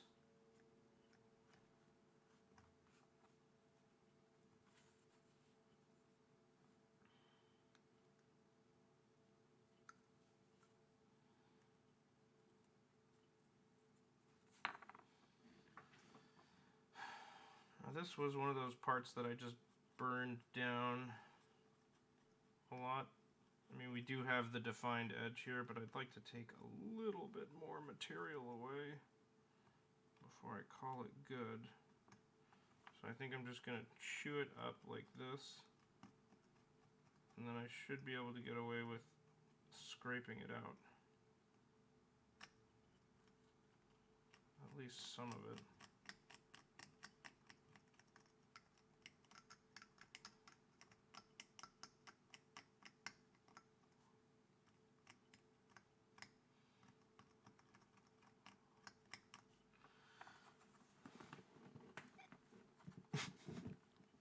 Lots of room for Babybel soft cheese.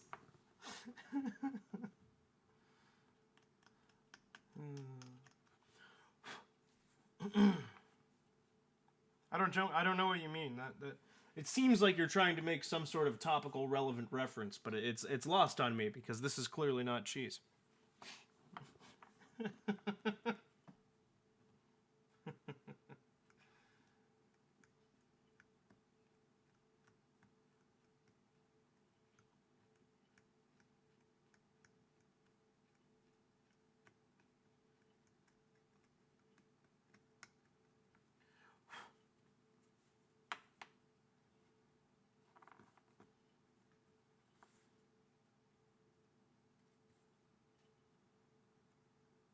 Okay, I think now it's...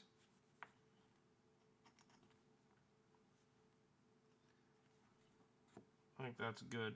The burning will bring that home. I'd like to clean that up a little bit.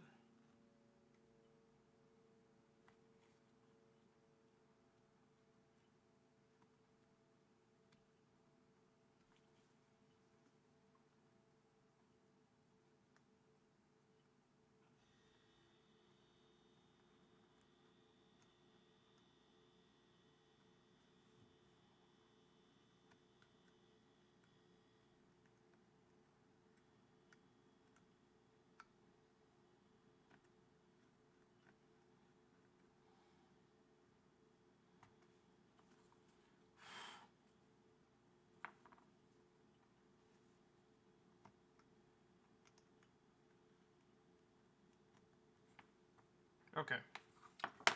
This is probably hot by now, but let's check on my testing piece.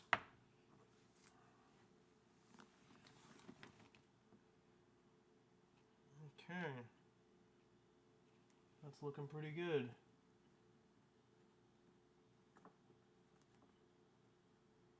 Now with the indent, I can make a very pretty sugar cookie that looks like this. Moody, yeah, more or less.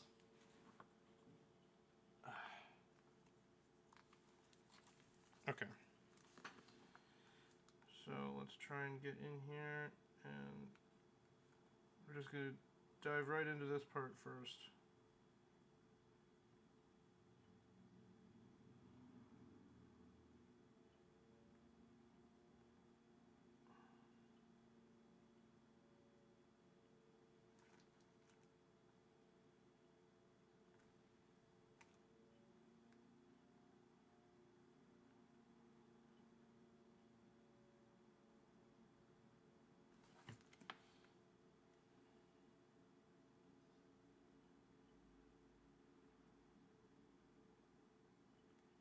There we go.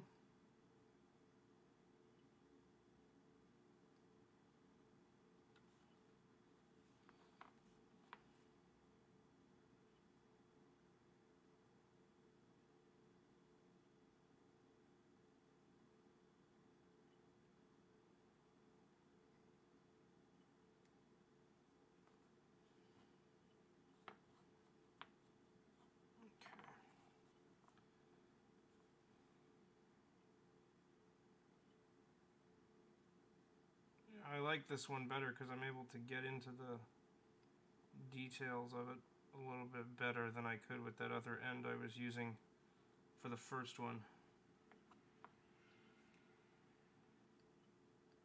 This one definitely has more versatility. But yeah, I don't know. I imagine you guys can't tell with compression and everything, but basically the heat lets me just squish down, like I can just burn and flatten the parts that were filling up this area before, because I went through and shredded it up with the knife, and then I can just come through with the burn tool and flatten it down.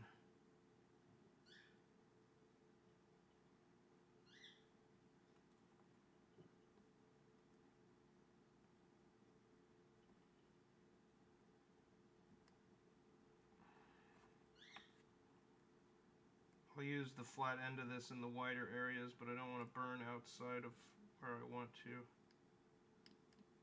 So I'm just going to be careful. At least for now. Not really what I was going for, but that could work.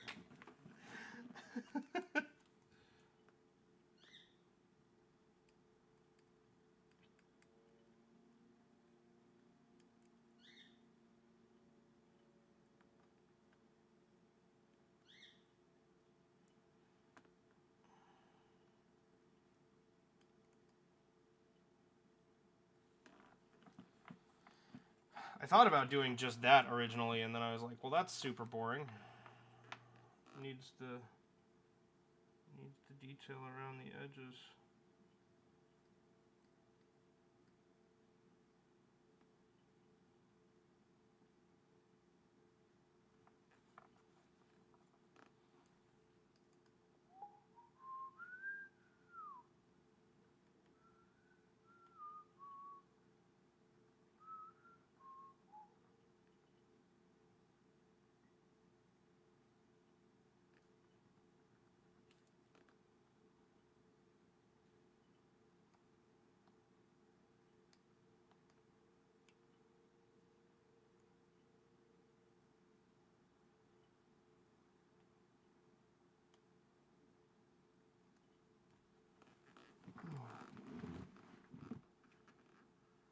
Did you learn slash and burn agriculture is bad for the environment?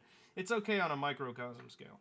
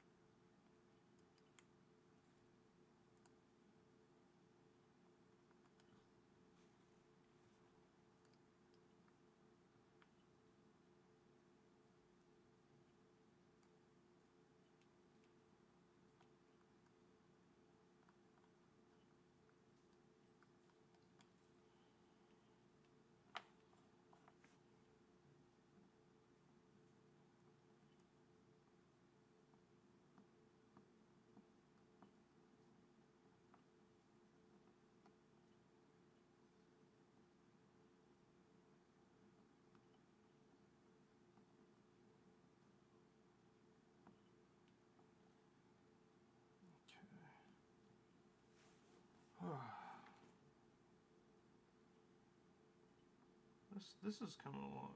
This is good. This one's going a lot better than the last one did. This part was not very easy to do with the previous tool, because the last tool I was using is basically like a flathead screwdriver on the end, which was working out alright for the most part. But it certainly wasn't perfect, and when it came to curved details like what I'm doing right here, it was next to impossible. So I'm much happier with this.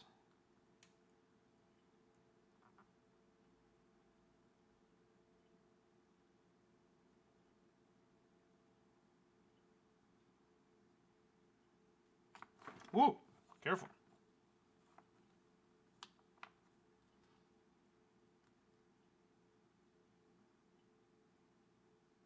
I didn't get myself. I just wanted to make sure that I didn't.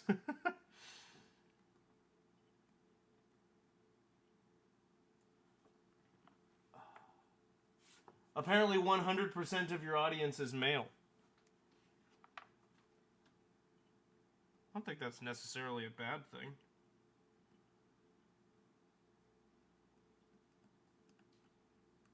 You need to get some more curiosities that appeal to the feminine audience, Moody. You got to get yourself some of those My Little Ponies.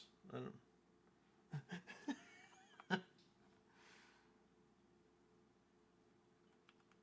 I'm just kidding. My Little Ponies are for grown men. We all know that.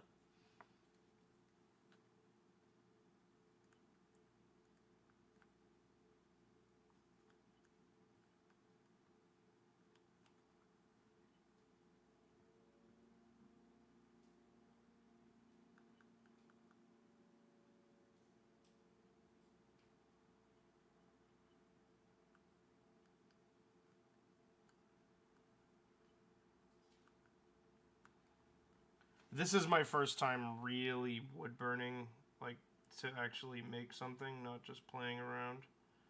And it's so zen. Cuz you have to wait, right? Everywhere you're trying to make a mark. And it's almost relaxing to do that. Almost.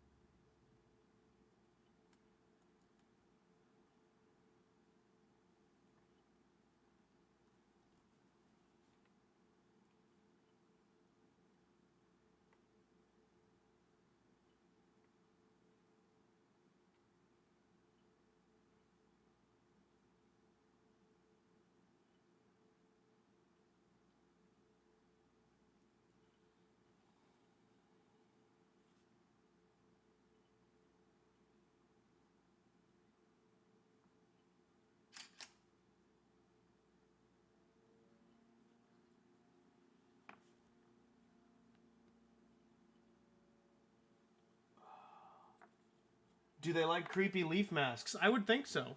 I would think so, Moody. I don't know who doesn't.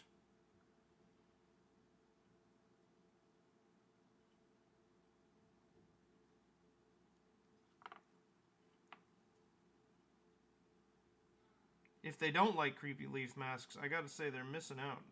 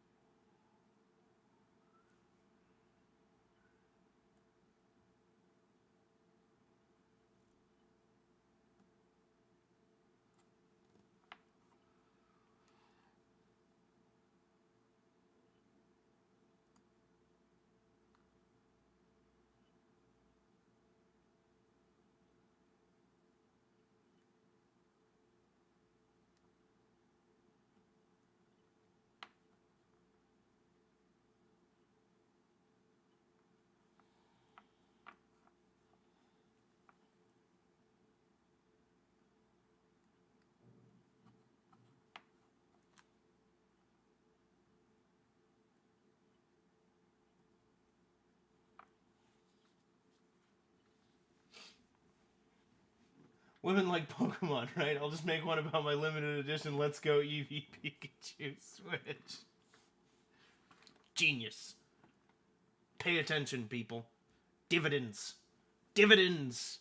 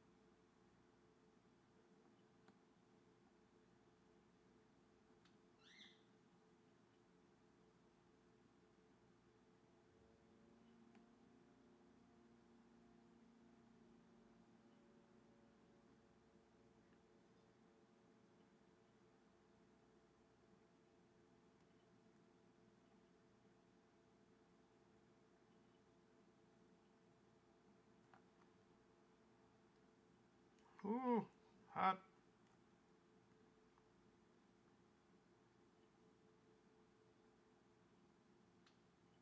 I'd like one of these that I could hold a little closer to the end.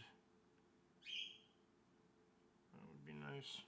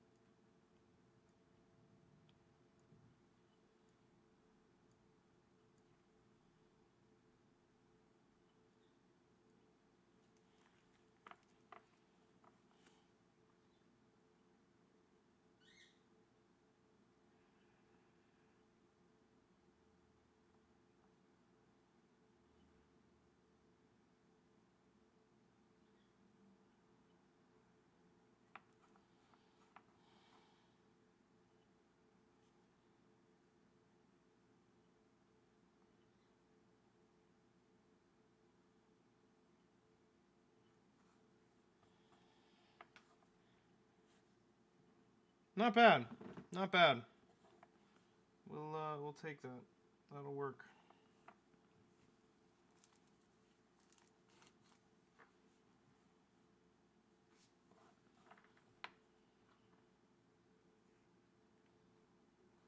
I don't think this is going to be as good for filling in as I thought it was going to be, honestly. Because it doesn't really fit in there, does it? It's going to end up making more of a mess than anything else.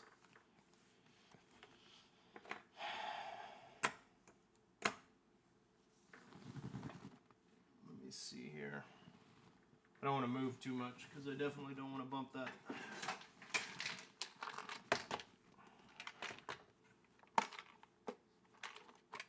I think what I want to use is, I know you're in here, this one.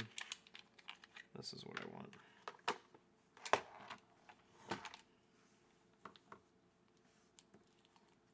Do I have something metal that I can drop that hot end into so that I don't have to just wait for that to cool?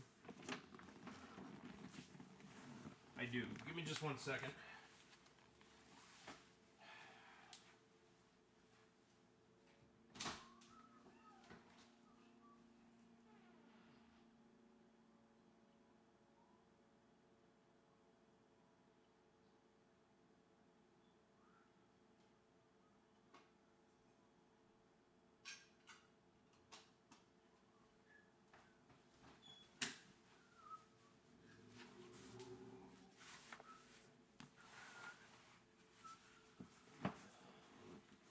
Okay, so that's the end I'm putting on. Okay, we've turned the tool off, that's good. And I need the needle nose pliers, preferably without burning my hand.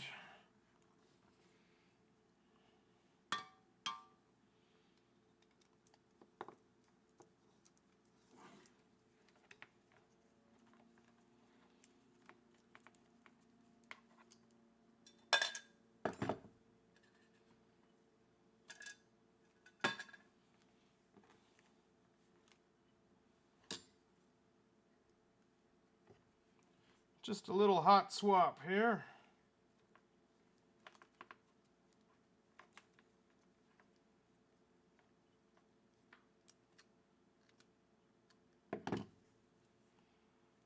Good. Start heating that up.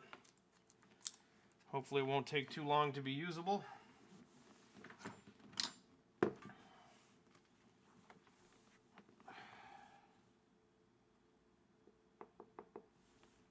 Come on, get hot. You know you want to. It'll kind of turn color a little bit when it really gets hot.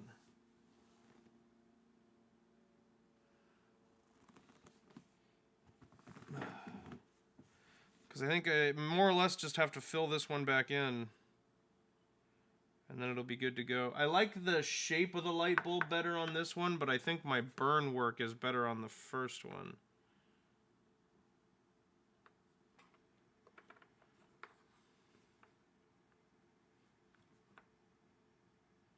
I did still end up with a fatter bulb on the left side. Maybe that's kind of an optical illusion. I guess it's a little bit of an optical illusion. Because the E is higher. So that kind of throws it off a little bit, I guess. Maybe my eyes are just playing tricks on me. It's getting there. It's already warm. It's not quite hot yet.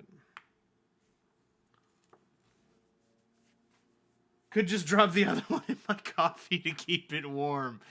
Ew. Good idea. I'm actually not having any coffee today, if you can believe it. Trying to drink less of it. I mean, you guys know I drink way too much coffee.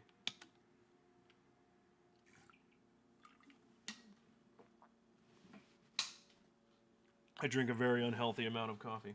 So, it's not good for my ticker. It's not good for much, honestly.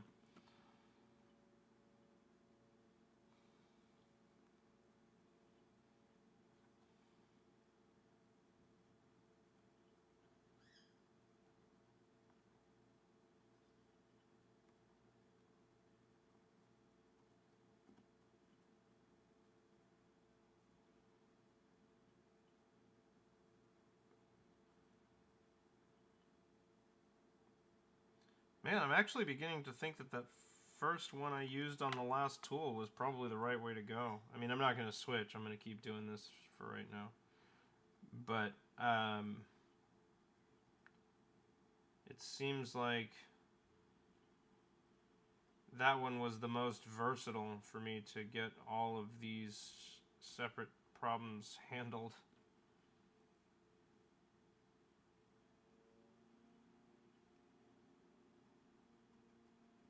Like, this one's good for coloring in.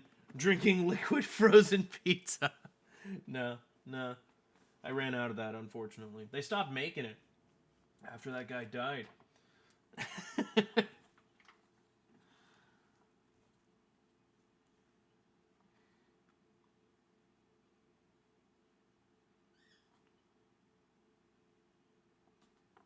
because that's going to burn the edge of the bulb more than I really want to.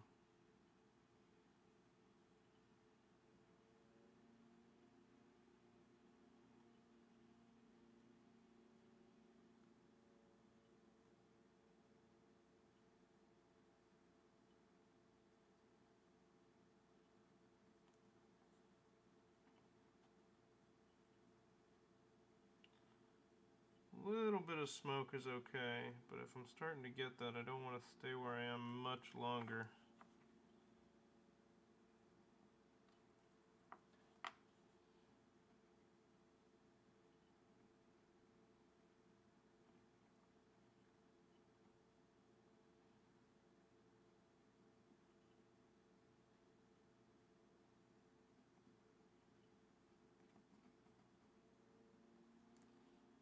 Yeah, I think I need to go back to that other tool, because this is just going to make a mess. So that's frustrating, but let's do it now before it gets any worse. Where is that tool? I put it back in here? I did.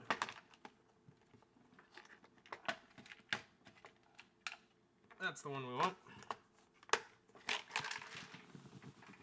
What pizza drink killed someone? No actual pizza drink killed someone. That was just me responding to Moody's theories about what I might drink in the absence of coffee.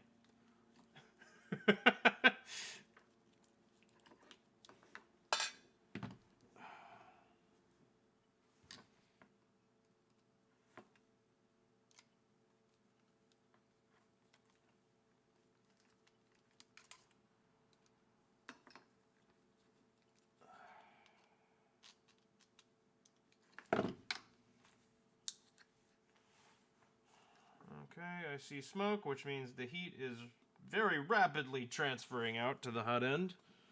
Or I guess the currently cold end.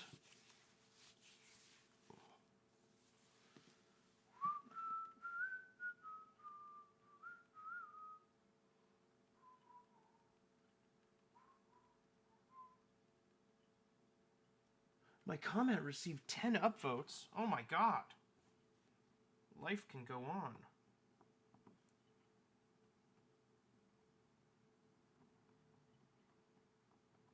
Oh, come on. Heat up. I don't feel like waiting for you again. I'm not feeling patient right now. The one served by Big Tony at the Fleetwood Mac concert in '97. Yeah, but Big Tony always made the best ones. He said he had special ingredient. Oh, maybe that was it.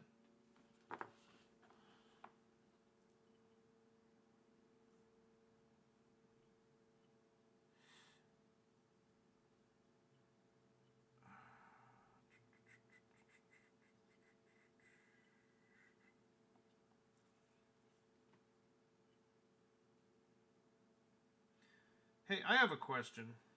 Do you guys think the server would be more fun if we made it a roleplay server? Because I do. I've noticed diminishing interest in the server, and I think adding a roleplay element might make things more interesting. And I kind of wanted to put some feelers out there and see.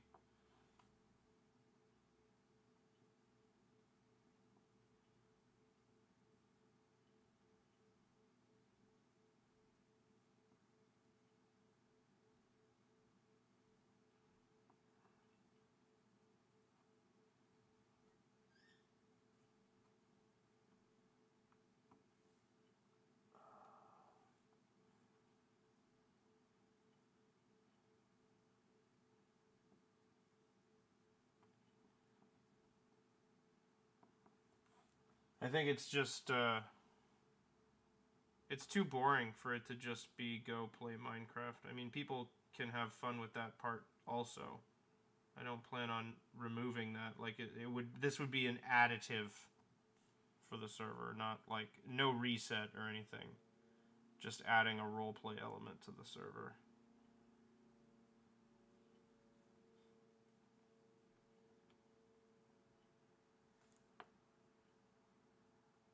You've just been a bit busy lately, or else you'd do more on there. Well, see, and that may very well be what's going on. And it's not me saying that I want people to be on there more. It's just I'm trying to gauge why that's happening.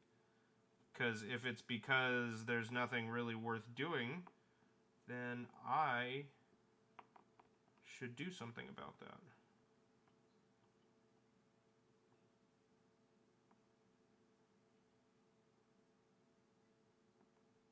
If there's nothing I need to do about it, then I won't worry about it. But I mean, it seems like it's been quieter.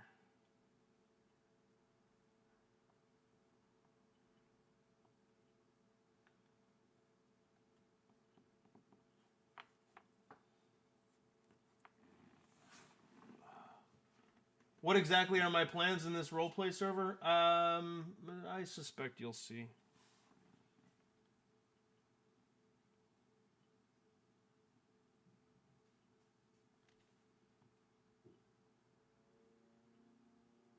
I thought it would be interesting to add a sort of narrative game. Kind of what you'd suggested at the beginning, but I'm going to leave it vague for now. I have an idea that Emily and I have been cooking up.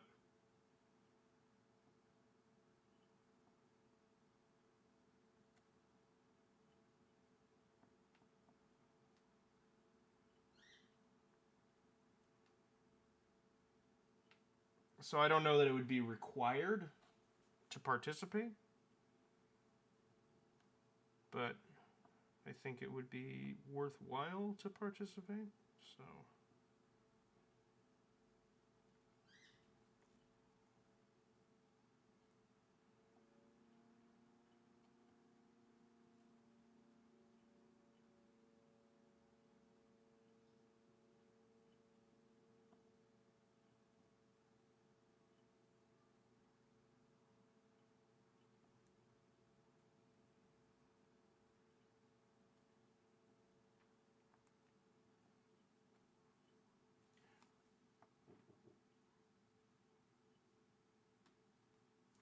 I'm reading ARG as Augmented Reality Game. Is that what that's supposed to be, or is that a different acronym?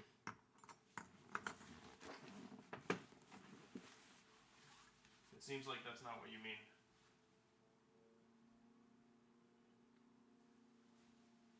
Sorry, I thought I heard a knock at the door.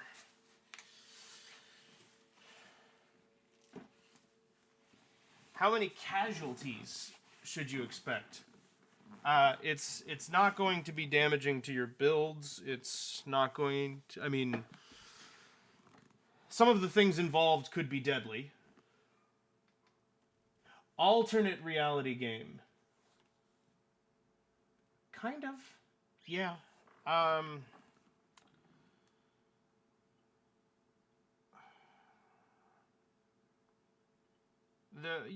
So the idea is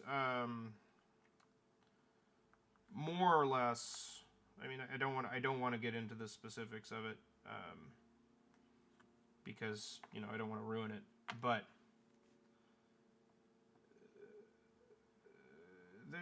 there would be questing. There would be questing, and possibly puzzles.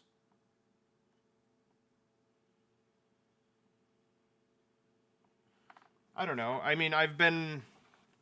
You guys have heard me talk about how I want to make games, and I don't really want to make games within Minecraft because I'd like to just get started on the real thing. But the fact of the matter is, there are principles I need to work on for game development. And so I thought adding some kind of roleplay game elements to our Minecraft server could be a good practice for me. So, some quests, things to find.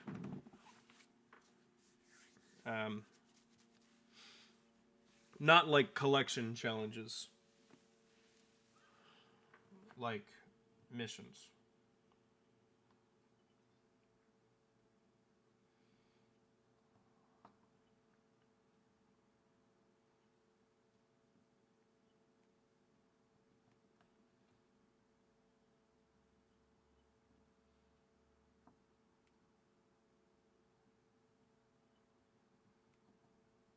And, obviously, I'll be playing dumb. Whatever would happen on the server, which I know exactly what it would be. There would be an event to kick it off. Or I guess more of a discovery. And then I would basically just play dumb.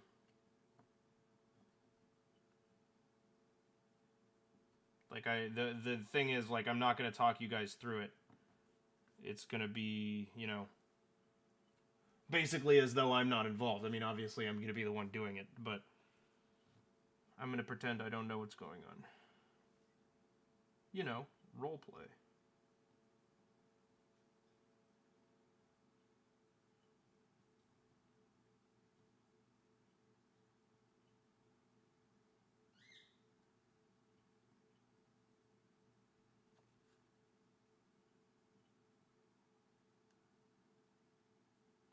But since it's not the whole crowd of everybody here, it seemed like a good time to just put out some feelers to see if you guys think that's even a good idea. Cough, similar to Moody's treasure hunt cough. Yeah, well, Moody, that's what I said not a minute ago.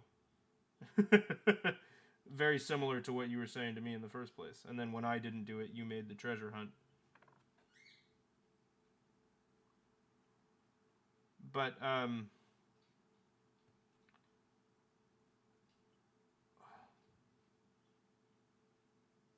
slightly more grandiose because OP powers.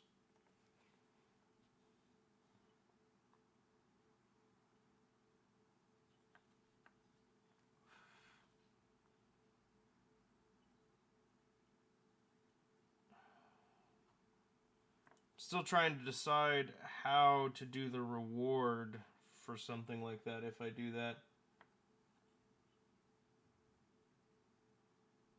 Well, and that's one of the reasons, you know, I should jump in and do that, Moody, is because I can make the reward whatever I want. I don't have to find it and earn it.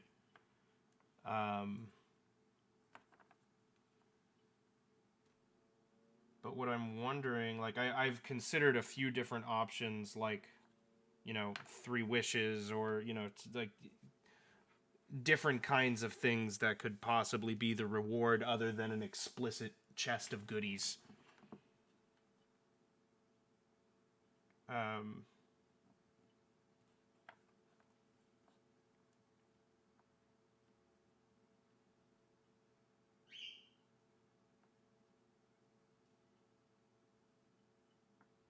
But I don't know. Maybe an explicit chest of goodies is the better way to go. I think that's the second bulb right there.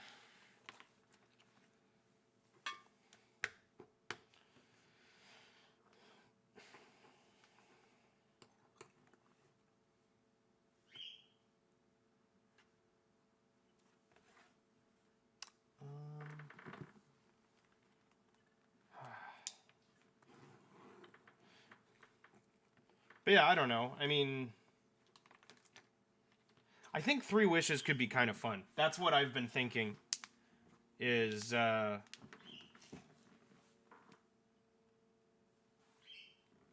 some people already have everything in the game, so it could be pretty difficult to balance a reward. It could, unless the reward is something like 3 wishes, because then it's whatever you need.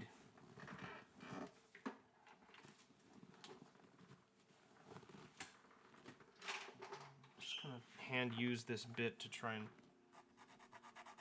shave off that mistake there.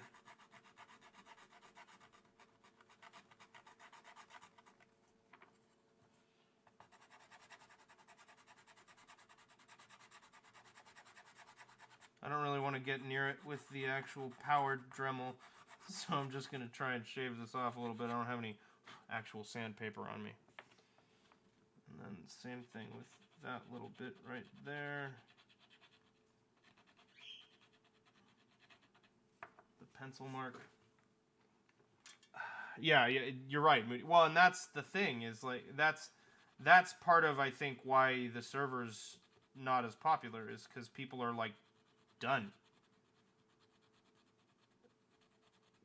Which is why, you know, I would favor. It's why I'm thinking that resetting needs to be a thing. Surely that has a million caveats, though. Yeah, that's the thing. So is there a way to kind of simplify that idea? Or I could make a special item and data pack it into the game. That's also an option.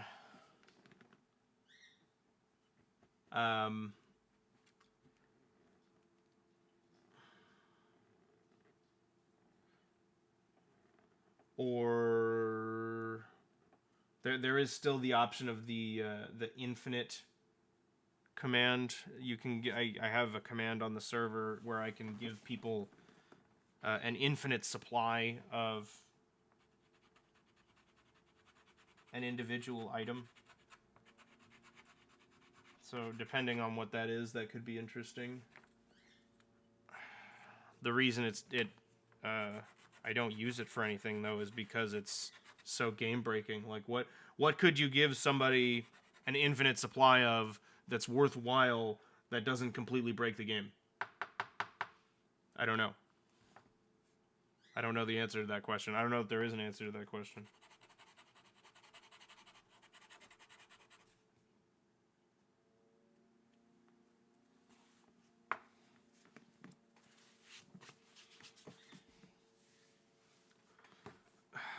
Well, there are 2 of them. And they're almost exactly the same size, actually. I think I did pretty well there. So I need to put, generally speaking, the $5 tier is not going to get names on them, but for everybody that's already in, I'm going to put your names on. So Moody, I guess this is yours.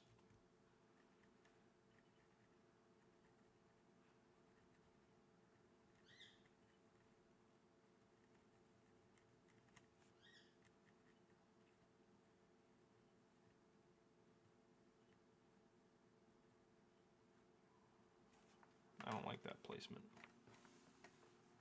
Move that over. But yeah, I'm trying to concoct something. I know how the game's gonna start, so there's a chance that I'll just start the game.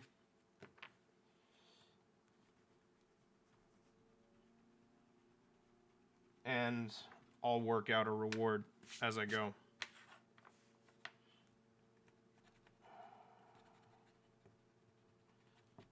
The main point is that the game itself is supposed to be worth it. Like it's gonna be fun to play.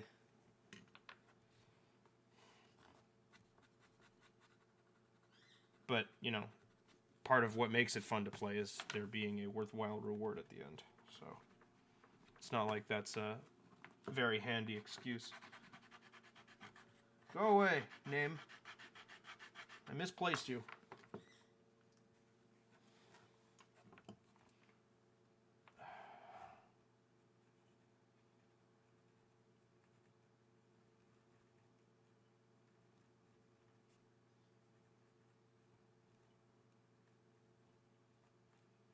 There we go.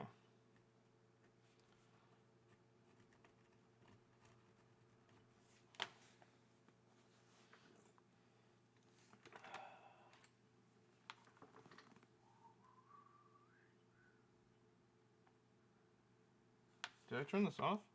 Oh, shit. When did I do that? I must have bumped it.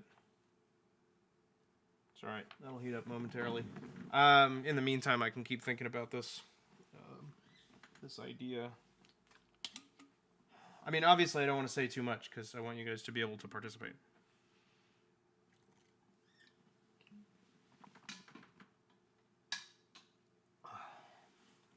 So... I suspect that I will end up doing this, because, I mean, it'll be optional and it doesn't require the server reset. Infinite bone meal could be interesting. Could be very interesting. Well, see, and that's the thing, is infinite bone meal is probably more interesting to you as somebody who's very decorative than it is to possibly, you know, other players on the server. So that's where I start getting into the world of, like, 3 wishes. But maybe we say, like, we dictate the 3 wishes. Like, the first wish is you get 1 infinite item that is, you get 1 item, 1 infinite item, but that item needs to be farmable. You know, so like you can't ask for infinite diamonds, but you can have infinite bone meal. You can have infinite wood because you could make a tree farm. You could have infinite iron. That would be intense. That's a lot. Farmable might not quite be the rule, but you get the point of what I'm trying to say. Like it's... So first wish is an infinite item...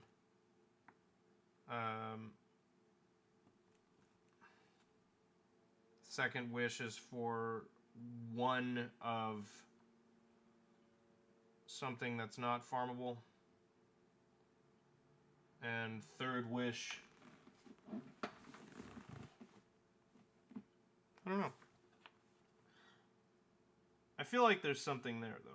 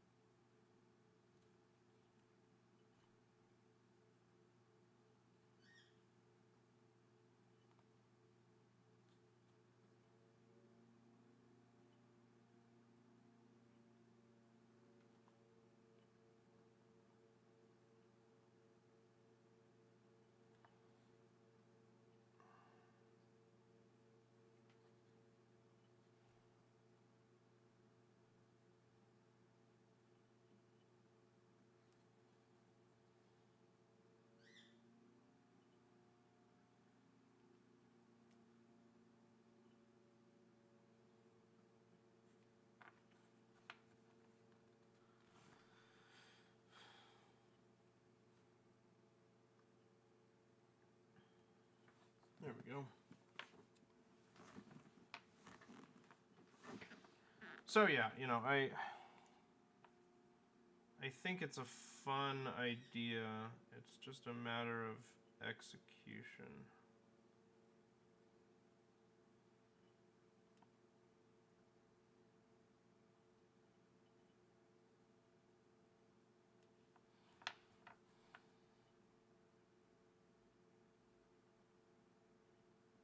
Uh-oh, that's gonna look like a D. Hope I didn't screw this up. I don't want to have to remake this, but I will.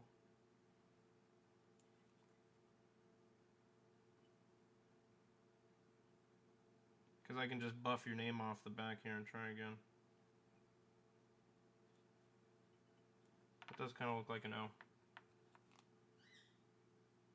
Maybe we can recover it.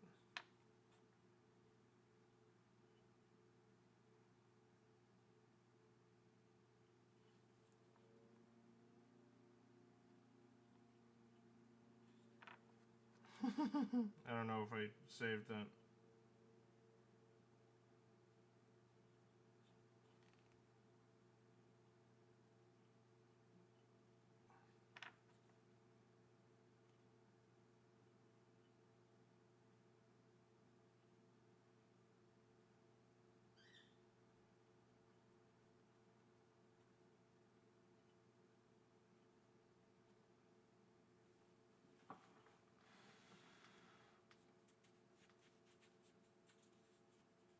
It gives you access to infinite food, plants, wood, and even blocks if you want to build with melons or pumpkins. You have to put the effort in of actually growing or harvesting them. That's true. That's a good point. That's a good idea, Moody. Shulker shells will be farmable in 117? Really? Oh, wait, no, I knew about this. Yeah, it's because in 117, when they shoot each other, there'll be a chance for them to spawn another shulker. But it looks like the spawn odds are like really low, so I don't think those farms are going to be very efficient.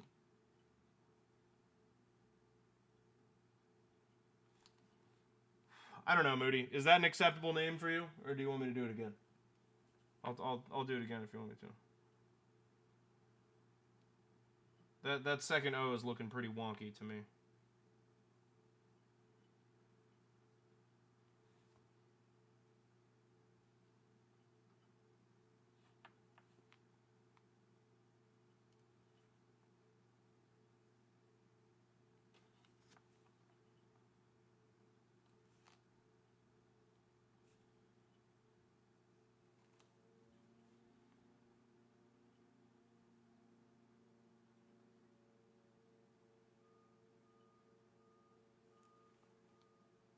Yeah, it does kind of look like it says Mahdi, doesn't it? It genuinely will not hurt my feelings. Honestly, I think I'm just gonna do it.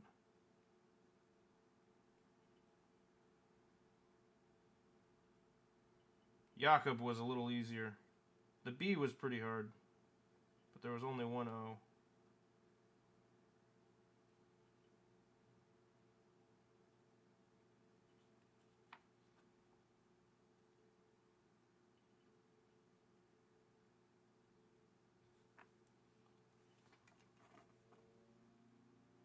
It was looking like a D at first, but I made the real D way more D-like, so it's fine.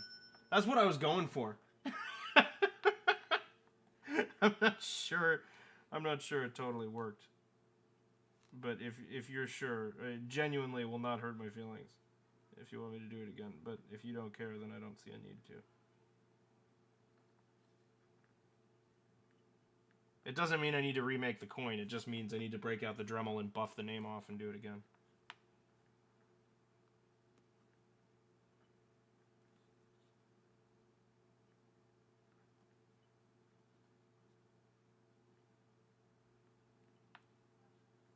I think if I kind of softened that corner, that would help.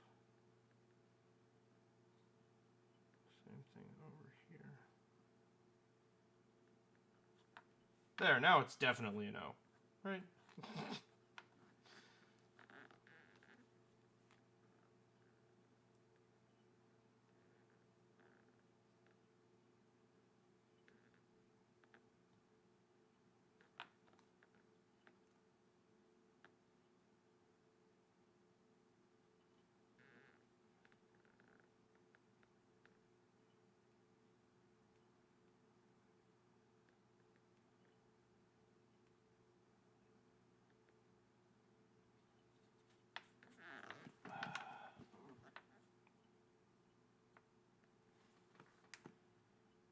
I think that recognizably says Moody.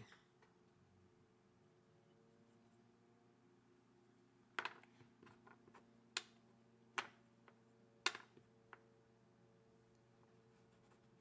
think it could stand to be cleaned up a little bit.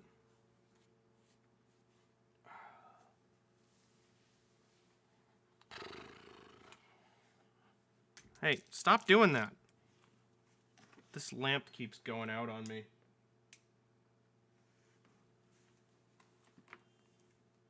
If you were looking at it the first time, you would think it says Moody. That's the wrong one. It's a little sloppy. I don't know. If you're happy, I'm happy. Private message me if you want me to fix it.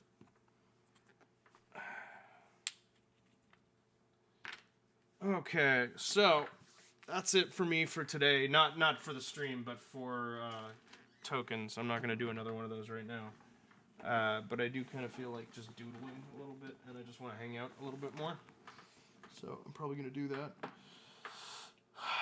But I'm thinking about what I want to do for a narrative on the server. Because I do more or less know what I have in mind. So I might do some sketches. I don't really want to spoil the plans, so I could do sketches of other things. Well, I could do sketches. What I should do is I should do sketches of stuff related to my game concept. I can do that. Where's my graph paper, damn it? Aha!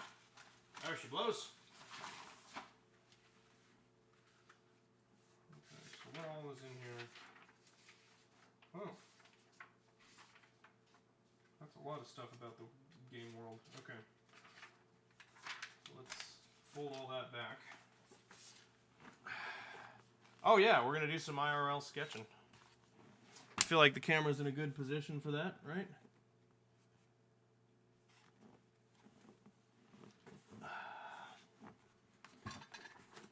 I know it's graph paper, but it's okay. Yeah, I'm thinking...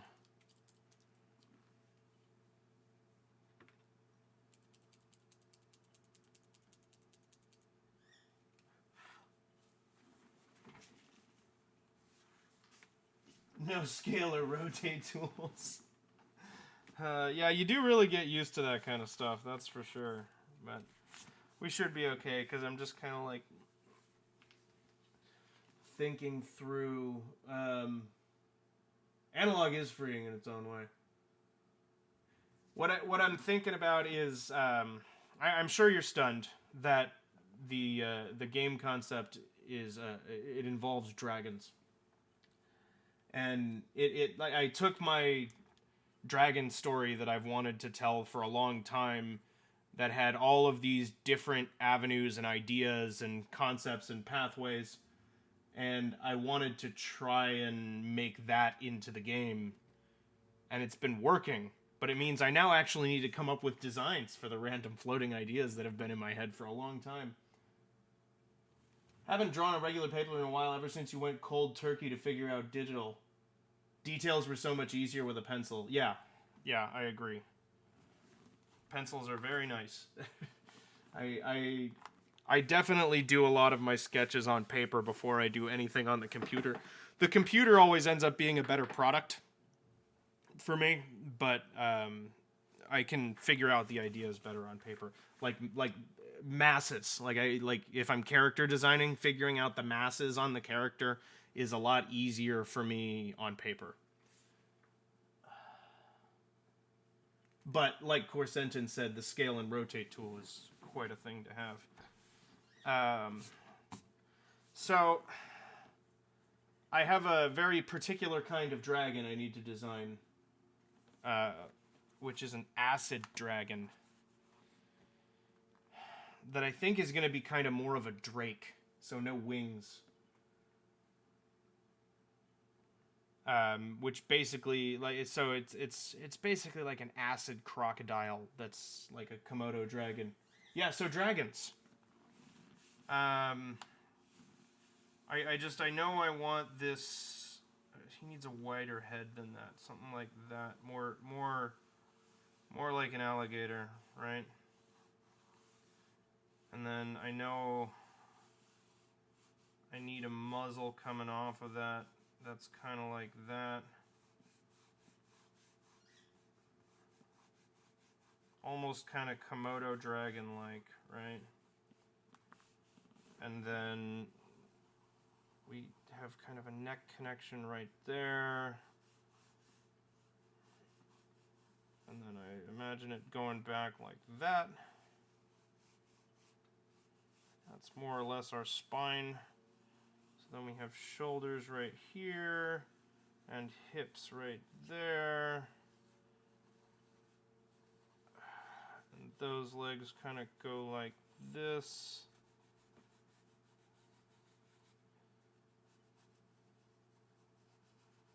So it is like it's Komodo dragon-like, but I kind of want it to be more muscular. Like Komodo dragons are really strong, but I want it like just turn up the stockiness notch all the way up to 11. Need to read the new Cornelia Funk book. Funk? I never know if I'm pronouncing that right. I was not aware there was a new Cornelia Funk book. What's it about?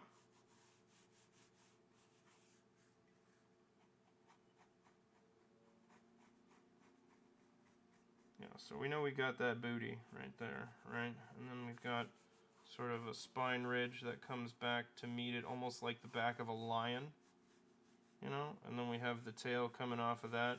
All of these things are kind of chimeras. Chimera? Is the plural of chimera chimera? It might be.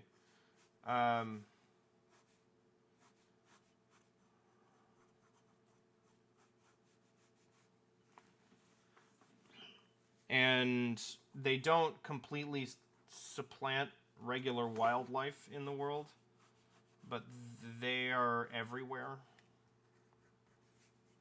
Like there are species of dragon in every area. The map as it's designed right now is huge. I don't know as actual development goes on with the game how that will play out, but just for the concept alone, it seems like it's going to be pretty massive. Yeah, I'm liking the way the masses are looking here. Because it's got the nice wide head. And the strong jaw. Maybe a little bit of a snout.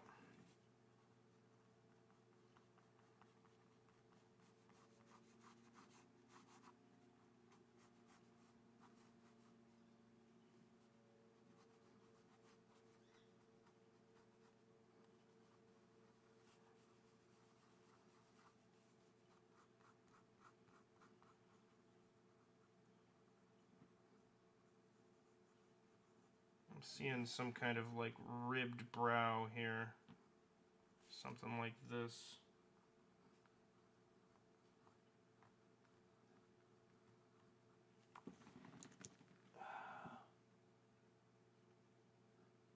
Thickmoto, yeah, exactly. Don't know how new it is. It's the sequel to Dragon Rider. 4.5 years, wow. I was not aware that a sequel to Dragon Rider came out, so you're one step ahead of me. I liked Dragon Rider.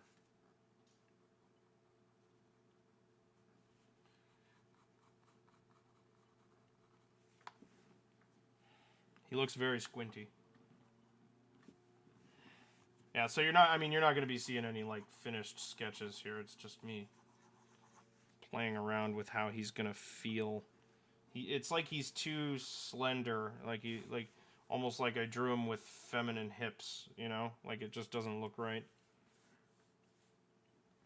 I want him to be thicker. Maybe I want a gut. Do I want a gut? I kind of like a gut. So maybe like... Looks kind of like a howler monkey with a stretched nose. Yeah. Yeah, you're not wrong there. I do kind of see what you mean. Yeah, I very much want him to have, like, the prowling lion sort of feel with the way he moves. But almost like a drippier... I'm so bad at describing things. That's why Emily's helping me write. You wonder if the sequel still has the interesting translation choices. I don't remember what you're talking about. It's been a while.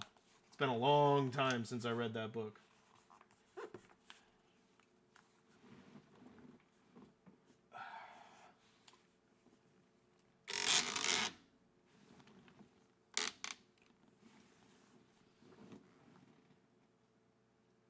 Where did I land that? Oh, not bad, Austin. That'll work. Okay.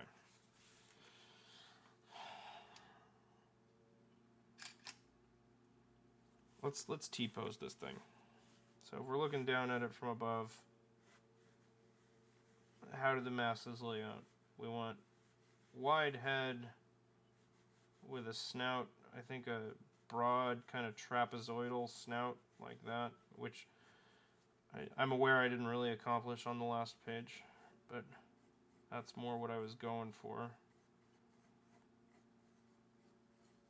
Okay, and then I want, like, shoulders about as wide as the head, and then hips that are about equally wide. And then we want kind of a stocky body with maybe a belly, right? So you have the broad rib cage that kind of cuts in, and then you have a gut. And all of that is in line with the spine, which I think will be raised. I know this doesn't come clear in this image very well, but that means something to me.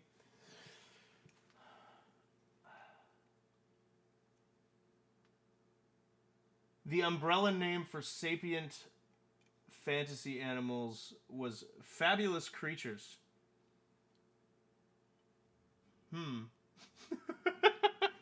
What's her native language?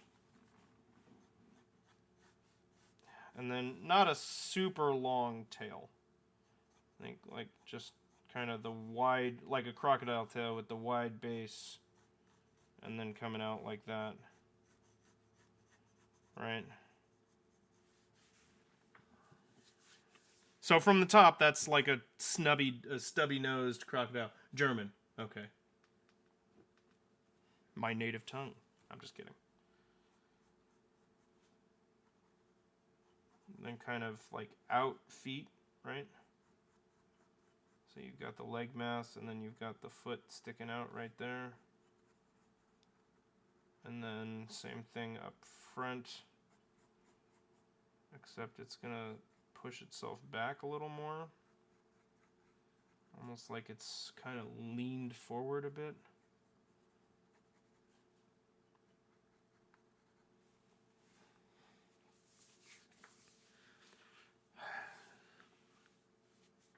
She hired a translator for English too. I have drawn a rocket nozzle. I have drawn a rocket nozzle. You're not wrong. I've also drawn the body shape of a crocodile. It can be two things.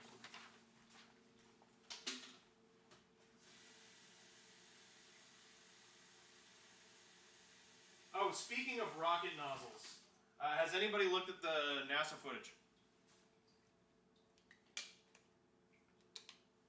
Because I gotta say, I cracked up that, damn it. I cracked up that they were putting so much effort into, shutting up conspiracy theorists. It was really making me laugh.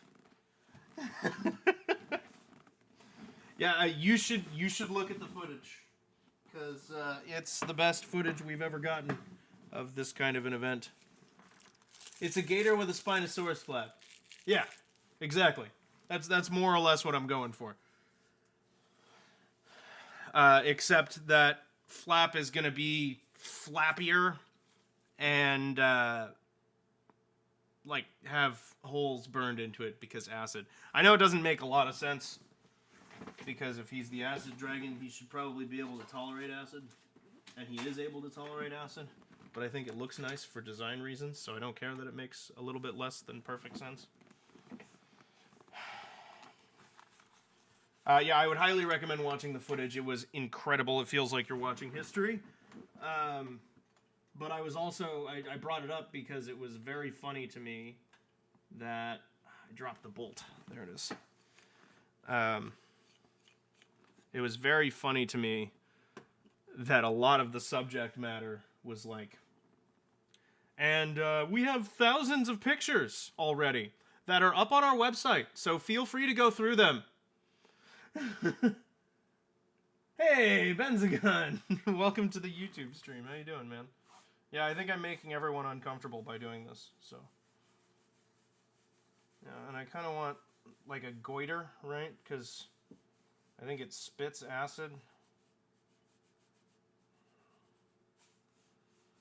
So then we have kind of the high shoulder and the lower hip. And then that goes through like that. And we have the flap on the top like that, except folded over. How you doing today, Benzagon?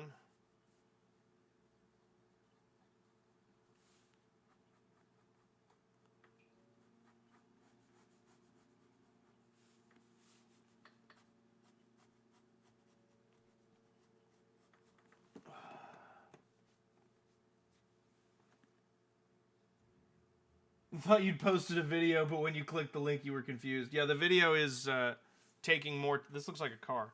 The video is taking more time than I expected, but it's going to be worth it.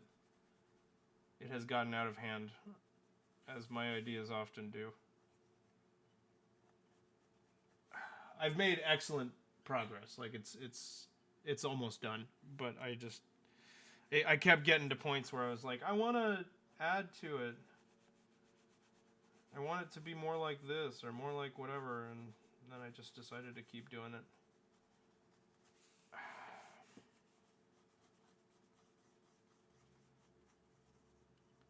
I think it's going to end up being a 2-part video. But like I'm finishing both of the parts right now.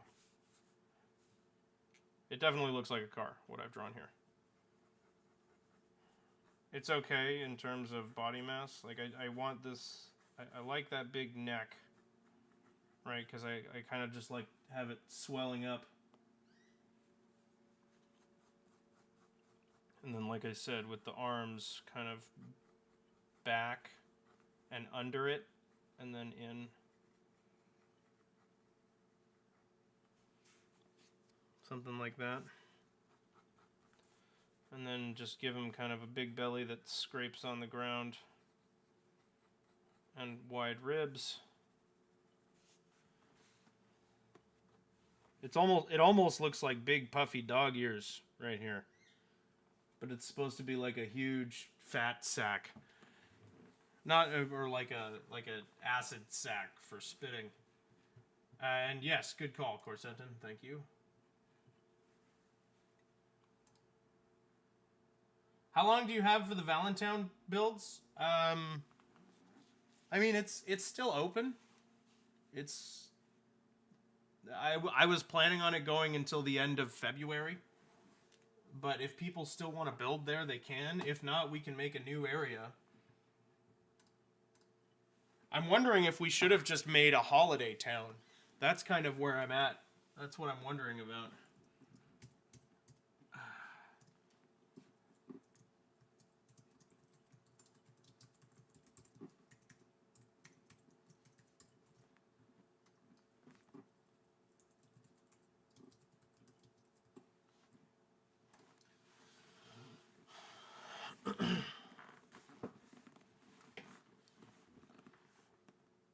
I kind of like him as this, like, fat, squished dog. And then with, like, the... Because he's just ugly. He's so ugly. And I want him to be, like, really ugly. That's kind of exactly what I'm going for. What are you up to today, Benz? Now that you've been trapped.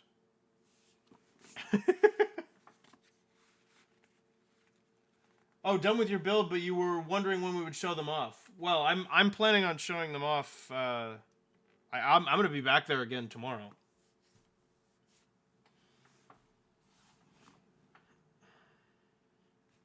Okay, maybe with that in mind, I can get a better feel for his mass. I'm gonna try and do the same pose again, just kind of twisted and like.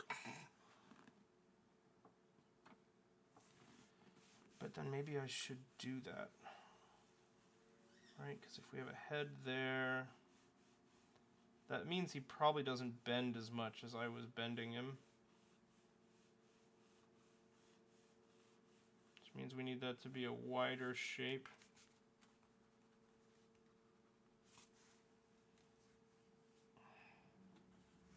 And then that's basically like it's coming around like that. So from the top down, he's kind of in that kind of a position, right? But we're on the ground looking at him from this angle.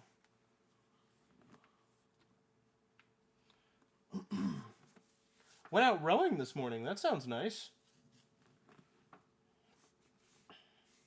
How'd that go?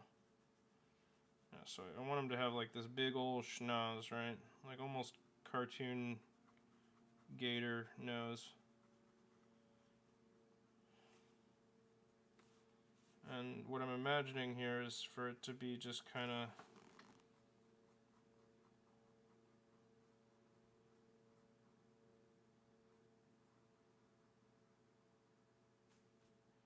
How was rowing? Was it a nice day out on the water? Kind of like that, and then I see like almost... Not proper fangs, more like hippo tusks. Or hippo teeth, right?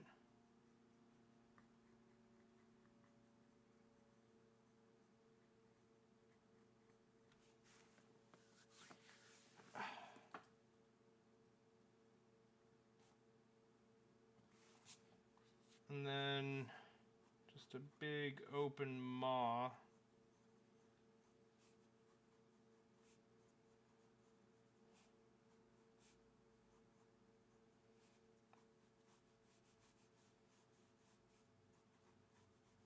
And that should actually be to give it good texture. It was pretty fun aside from the horrendous rivers. Oh god.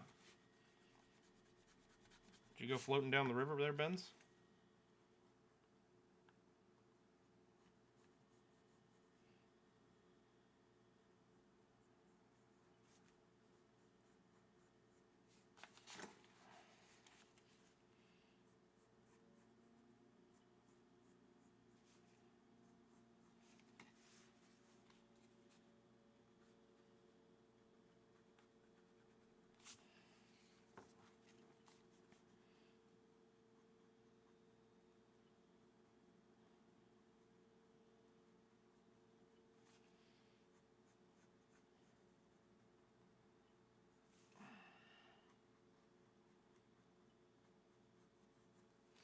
I like the dull teeth. Most rivers there aren't very clean, to say the least. Found a dead pig floating once. You keep wanting to lull. I'm sorry.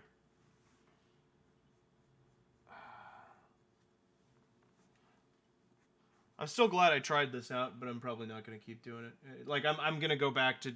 I want to go back to doing the Maker streams again. I miss them. But I wanted to try doing it on YouTube to see if it was better. I don't think it's better. Yeah, so I think we just kind of put a fold right there to sell it. And we can just kind of define the shape like that. Make that a darker shadow underneath. That kind of sells it. And then you can just do the old school Never fails, man, putting one of those things.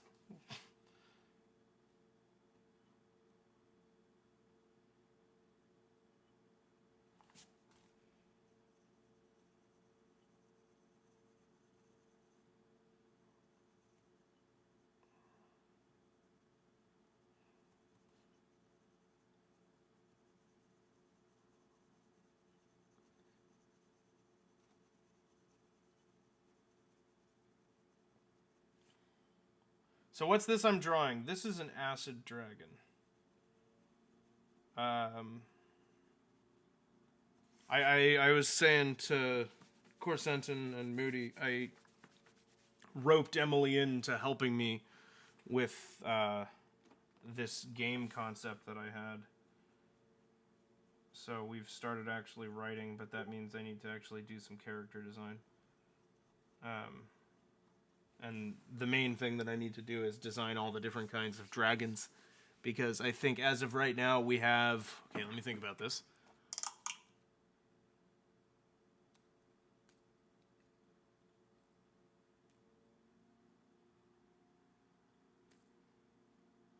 I think as of right now there are 9 different kinds of dragons. No, I do not blame you for thinking it was a car. I said the exact same thing looking at that. Yeah, that was just me doing a top view and a side view so that I could get an idea of what the masses are. No, I don't blame you. It looks like a car. I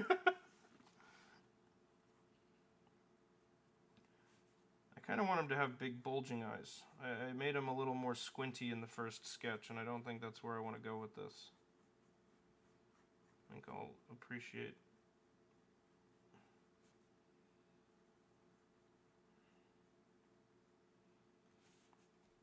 like just, you know, giant black pupils, you know.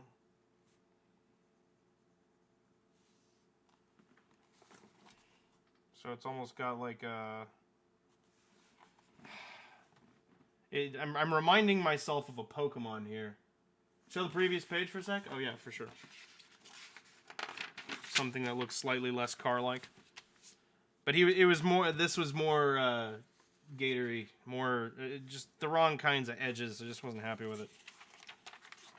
So now he's kind of going to be like fatter and cuddlier, although very dangerous. Think more hippopotamus, less alligator.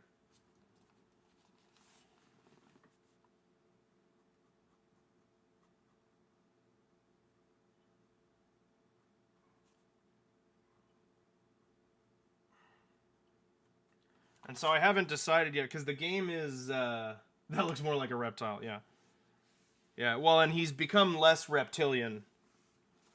I got sucked into the kind of hippopotamus look here. And it's been interesting me, because I like the idea of this just, like, lumbering, scaly hippo coming out of the water and then just, like, blah, blah, blah, blah, blah, spitting acid at you. Seems interesting to me.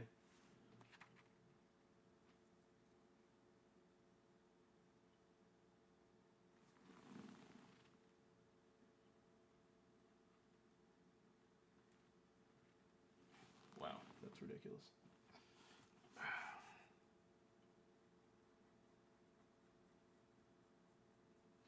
But a lot of these dragons are going to be, like, they're not going to be strictly reptilian. They'll be kind of walking the line between a lot of different kinds of animals.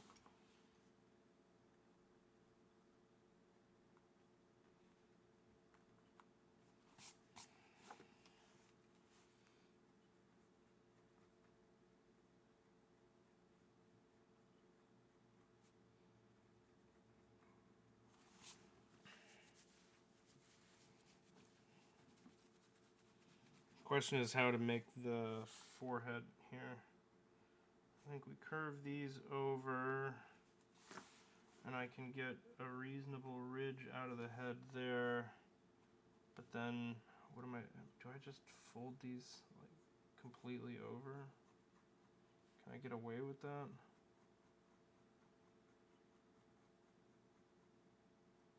I think if I go in like this, and then I have another bulge right there. Alright, so we can go like that, and then like that.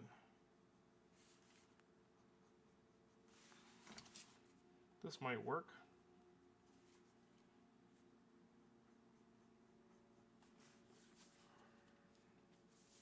It's definitely closer to what I was looking for. Scotty Dragon. Is this still hot? It's not. Okay, good.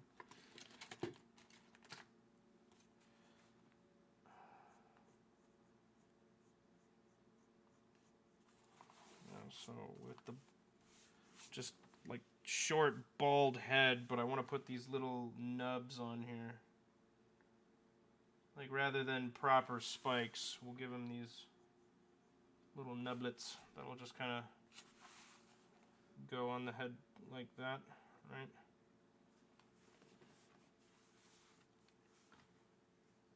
Well, hello there, Jakob. Austin is live.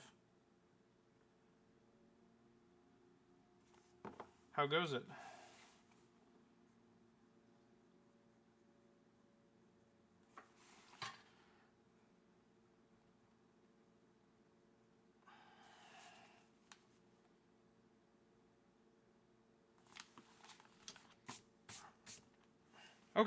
Okay, that's working for me as a head. He's very silly looking, but I'm okay with that. That's what I want.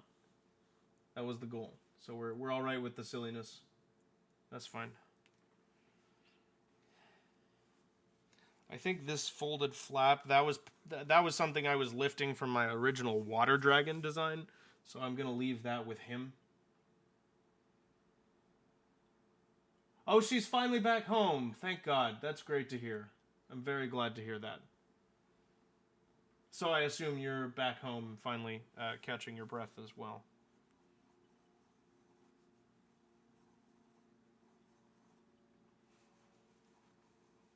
Yeah, so like a big shoulder here, with an arm that goes back and in, and then just kind of is facing us, I think. And then we should be able to see, because his other shoulder would be here with another arm coming down kind of right there. So we should be able to see a bit of his other foot right there. Something. And then the back will also have articulated backwards.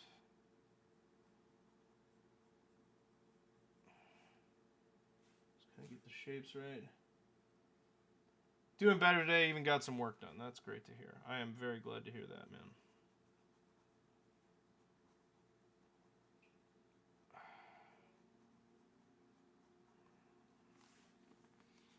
Okay, so that's more or less the posture. These things are really goofy looking, but I'm happy.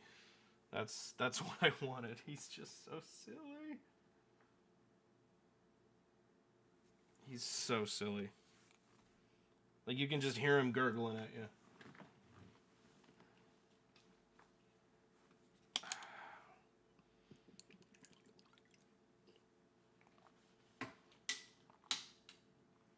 So, yeah, I mean, the God, how many different... I said 9 dragons. We have standard, water, mountain, sky, fire, so that's 4. Then we have acid, there's a light and a dark dragon, and there's also a smoke dragon, and there's some sort of deep depths.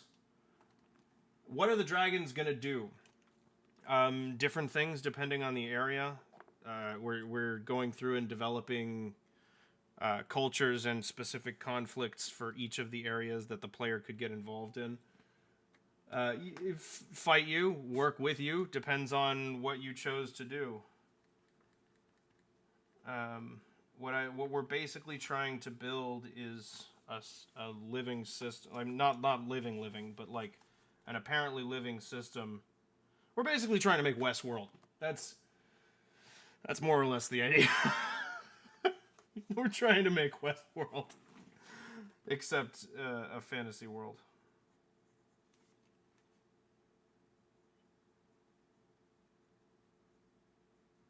So I'm really leaning into the hippopotamus thing here now.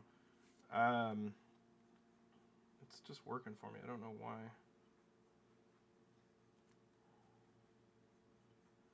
Yeah, so I mean, the idea behind this game is that there's actually, you know, you can kind of do whatever you want, and the logic of it makes sense. I mean, it doesn't mean I know anything about how to actually code it. It seems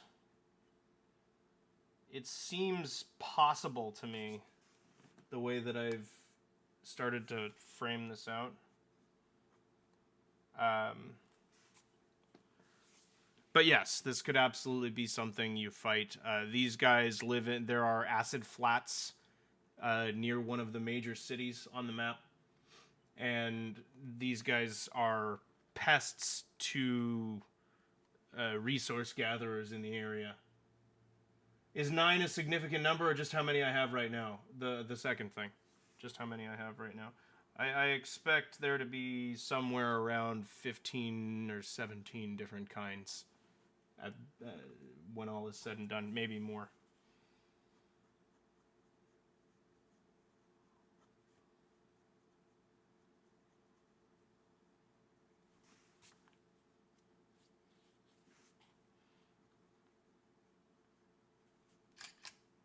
Nine is not any special number. No.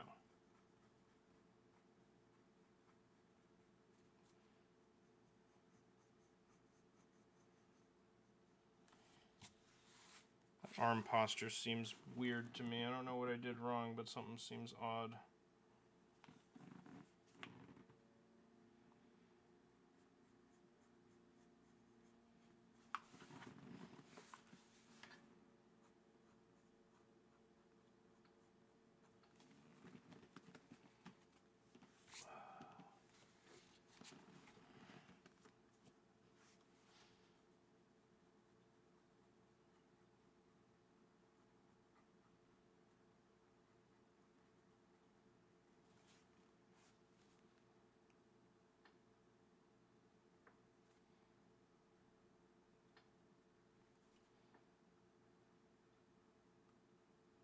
I like these nubs. I think they're giving him the right kind of feel, making him bumpy.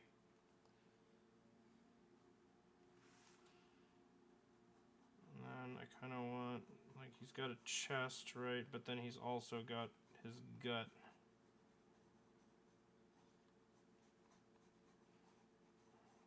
Why do I make the perspective so difficult for myself?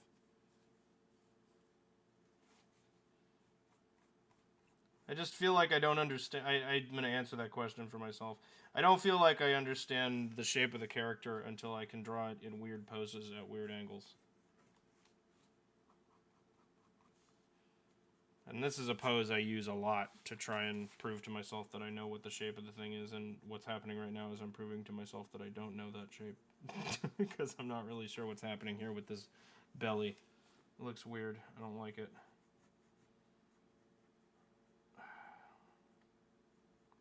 Right, because his spine's supposed to go back down through there, like that.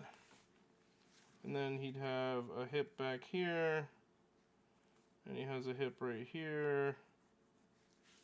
And a back leg that's going over like that and sticking behind his gigantic fat pile. Oh, hello there, Rose. Thank you for the Elzar birthday wishes. I appreciate that. Thanks, Rose.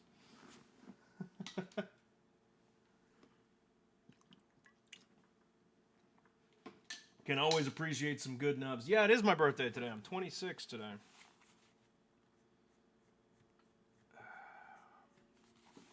Yeah, that's why it seemed like the right day to just try something different. I had some extra time. So...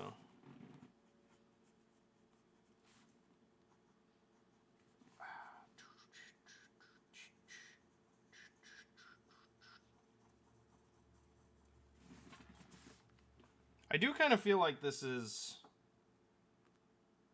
working. I just don't know where those back feet are supposed to be relative to everything else we got going on here. I'm just kind of putting like lumps back there, which does not seem like an understanding of the shape to me. Yeah, so I'll have that go to there, but then the tail needs to gain mass as it comes around like that, And then the same thing to meet it here. Thank you for your glorious input, Phoebe. I have no idea what I would do without you. I couldn't think of anything on my own without that constant shrieking to help me stay focused.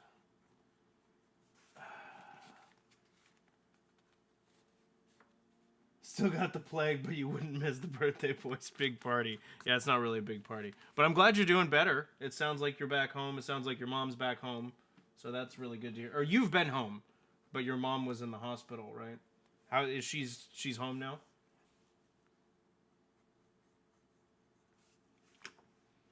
Yeah, so then we disconnect right here.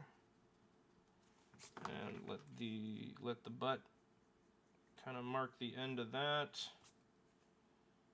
And then that should go in front.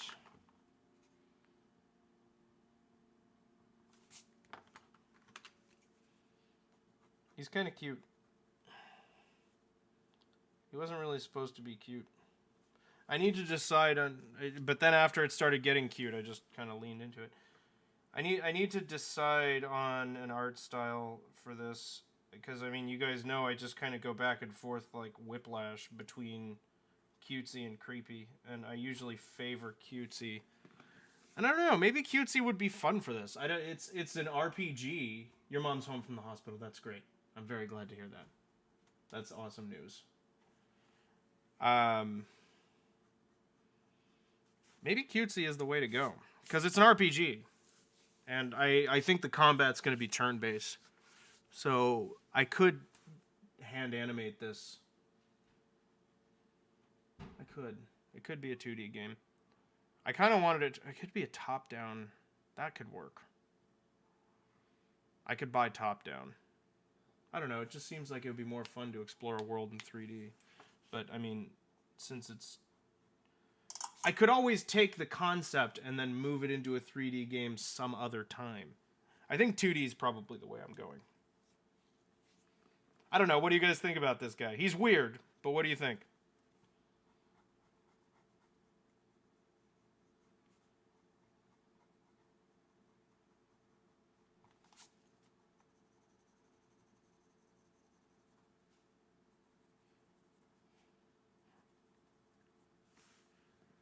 You think it looks cool? Hey, Geeko, how you doing? Yeah, we're doing a YouTube live stream. We're trying it out today. What are you up to, man? What are you up to?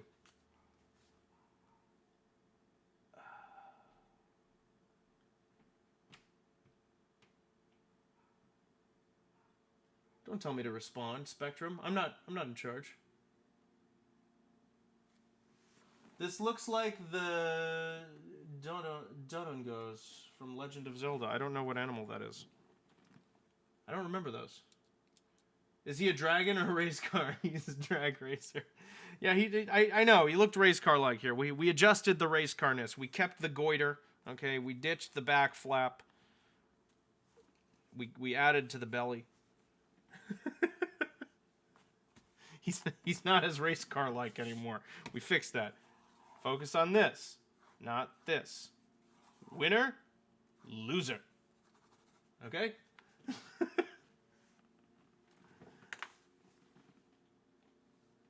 I set my water bottle right on the edge, hanging over the top of all of my Dremel stuff. So when would the dragons appear? Just in combat, or on the field all the time, or double question mark? Ooh, about to head to CrossFit. Get them gains. Go for it, Geeko. Do the thing. Be better than me.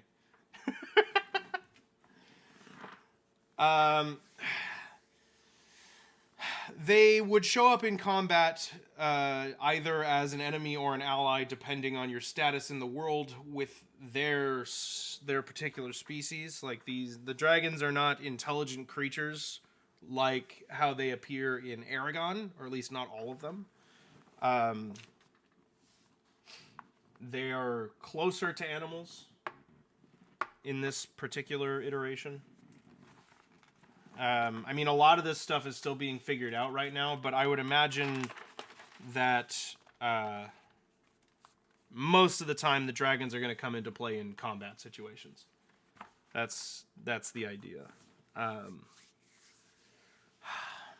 it's tough. I really want it to be 3D. The ideas I have belong in a 3D world, but I want to actually make this. So I think I might be biting off. I'm already biting off more than I can chew, as per usual. So I think let's at least keep it in 2 dimensions. I have a map. Where's my map? Might actually be in here. There's other stuff in here I don't want you to see, but... Or did Emily steal it? Did Emily steal my map? She did. I don't know where it ended up. She stole it so that it, she has a nice photocopier at work that she used to digitize it. If you put 2 next to each other and add a wagon, you'd have a pod racer. That's funny.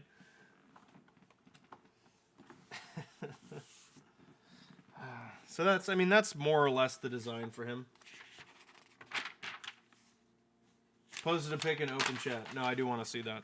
I'm curious. Oh, dude, totally. Yeah, I see what you mean. I think mine does better with the gaping mouth. Thank you. I appreciate that. Yeah, he's supposed to have acid. He spits acid, that particular design. I mean, I want to think about the light and dark dragons, but those are kind of like crucial figures in the game. Sorry, I have a scab on my eyebrow. That's totally gross. I apologize. I want to think about the light and dark dragons because they're very important. They're very central. There's a whole yin-yang imagery thing happening there. Dodonko is a big staple remover. So I'm like, it's one of those things where it's like so important that I get the imagery right with them that I don't even know where to start. And like, I know that the dark dragon is like a kraken sea monster kind of figure, and the light dragon is supposed to be wispy and airy and very broad like an albatross. But I'm not sure how I want to, like, how to actually put it to paper.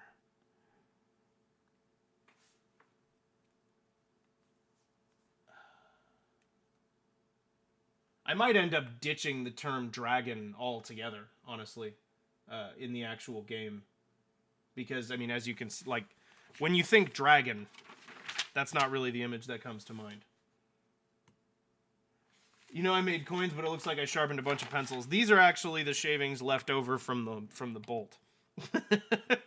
They're still left over, but I'm gonna be using them in my next video. So, with the toothpick sculpture. So I haven't gotten rid of them yet because they'll come into play.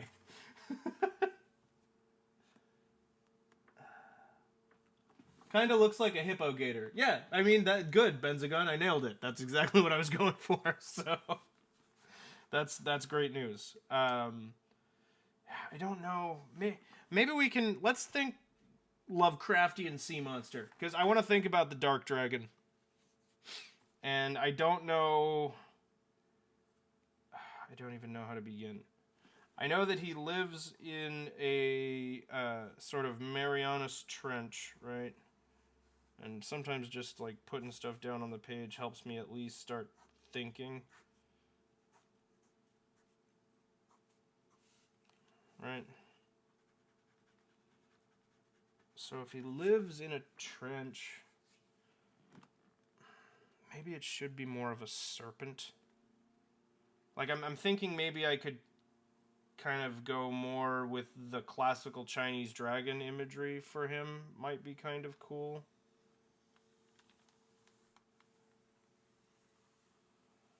Right?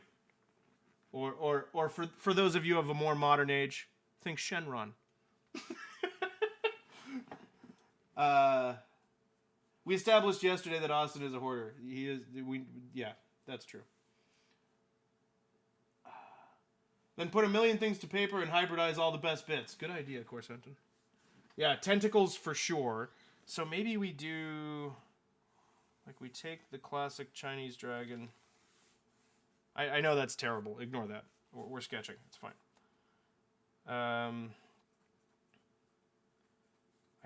Do I want it to have the big square head on it then? Like, is that what we want?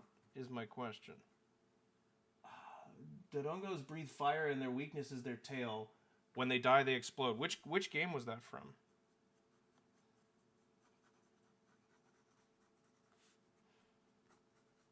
There's so much more pressure on me to come up with these designs now that Emily's actually helping me write. But she's feeling pressure too, because she has to come up with story beats.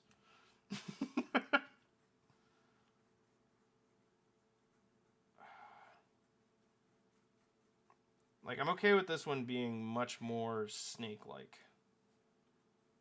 I don't know what's happening with his snout here, but it's kind of cool. It's a bit human face-like, which I don't necessarily hate, because it would be creepy. Do we do more than 2 eyes? Like, what if we did additional eyes, or even just scales that did something like that? Might be kind of cool.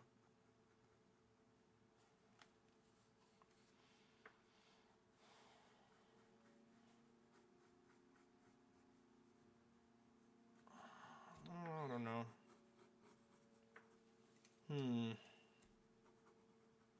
Does this seem like anything? It doesn't really seem like anything to me right now.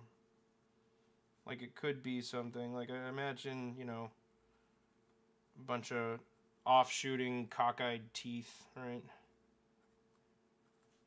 Kind of like a, what's the anglerfish? Ocarina of Time, thank you. Yeah, Rose, kind of a snakehead. We started off in that direction and then went with... I don't know if these are eyes or if they're just kind of like, you know, like those plated bumps. They might be more like that. And then we could have like another single larger plate right there. And then something like a brow made of a few distinct ones. Like, I'm okay with the light and dark dragons being more reminiscent of, like, dragons as you would think of them.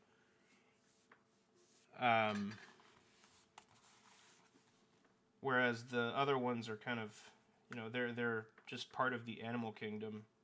So they're not all reptilian, and they're not all... I don't know. I mean, that's the thing, is like, it's an idea I've been playing around with for so long and in so many different mediums or media and genres that I've never really landed on what the world actually is.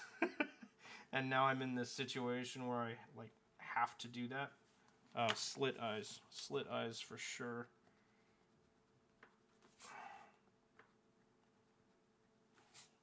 Either slit eyes or just like big black void eyes.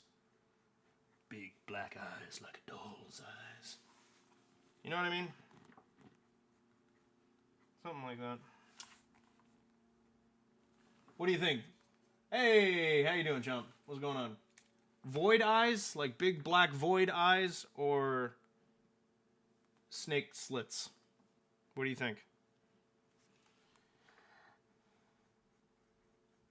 He is the dark dragon. Like, he's the evilest of the... He's like the symbol of evil in this world.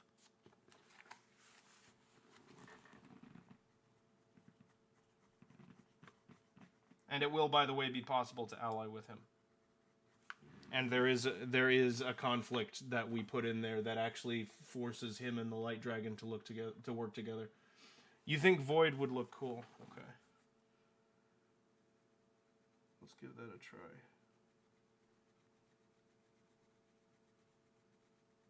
How you doing today, Sofa? What's going on, my man? Okay, so what he's reminding me of right now, I don't know if anybody played Jak and Daxter, but he's reminding me of the Metalheads right now. That's what I'm seeing.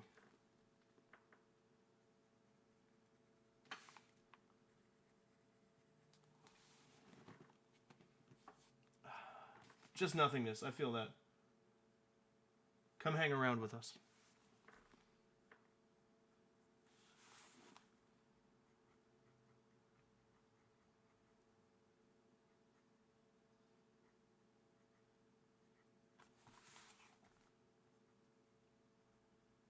I like the teeth that just kind of feel like they go on forever.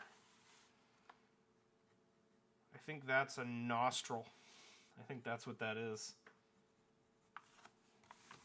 It's creepy, but I think that's what it is. I think that's a nostril. Or like nares, basically. Which is what a bird has.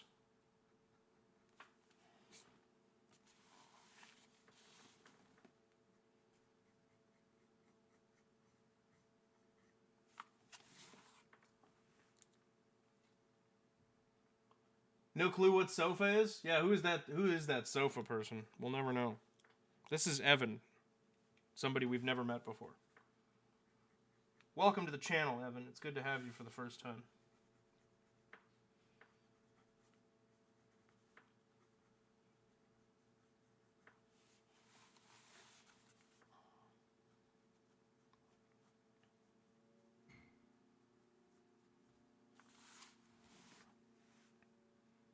Yeah, I mean, the proportions are weird on this right now, but I'm not super fixated on that, so.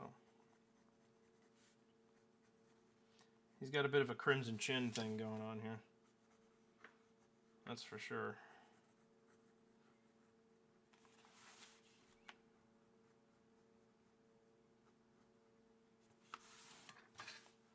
Yeah, I could see this working.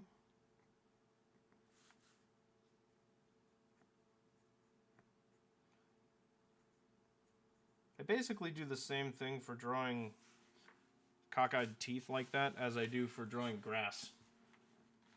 Just got home from school at like 5 p.m. Last period ended 2 hours ago on the dot. Well, that sounds like a long journey home. Did you have to go uphill both ways through the snow?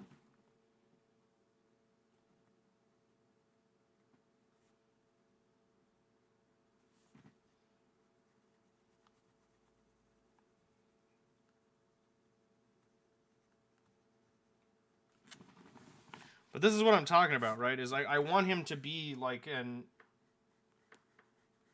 indescribable horror.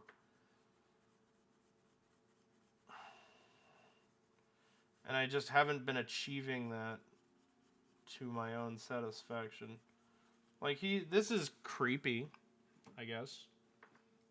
It just doesn't, I don't know, something's not working for me. I want these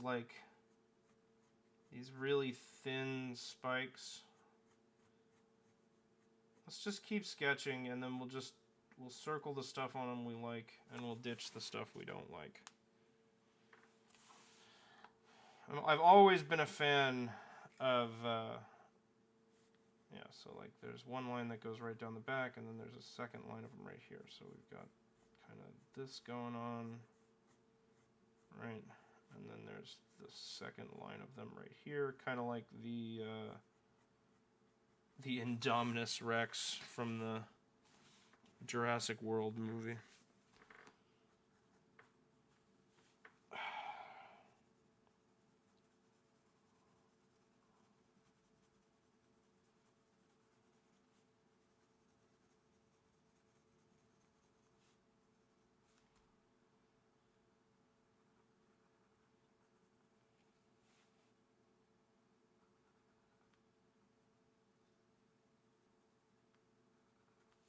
Working more or less.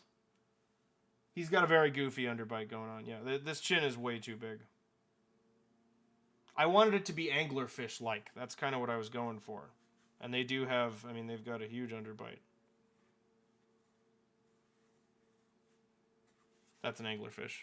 Or a can opener. It could be either.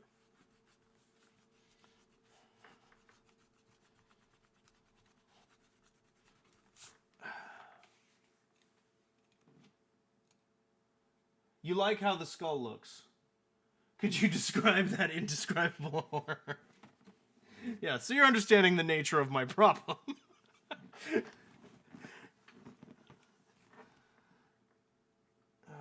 Yeah, he does. I know. I think the underbite's a bit much. I do want the underbite, but I think like shaving that off would be good. You know, like that, a little bit better already. But you get the idea.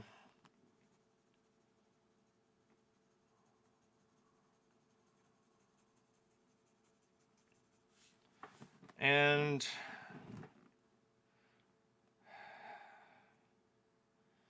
what I'm kind of envisioning here is like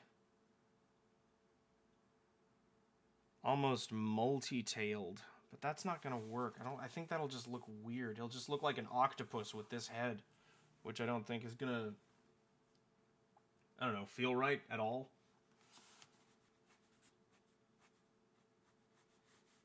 Like really, it should be, you should have a big body section that comes off of him like that.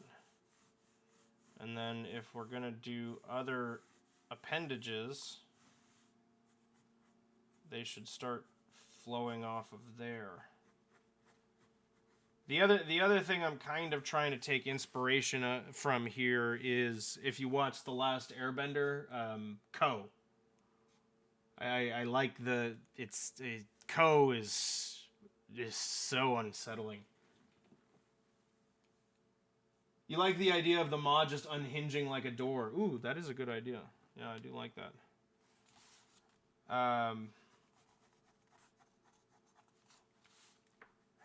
But then maybe we do take a page from Ko. Like what if we plated him? Right? So if we did plates,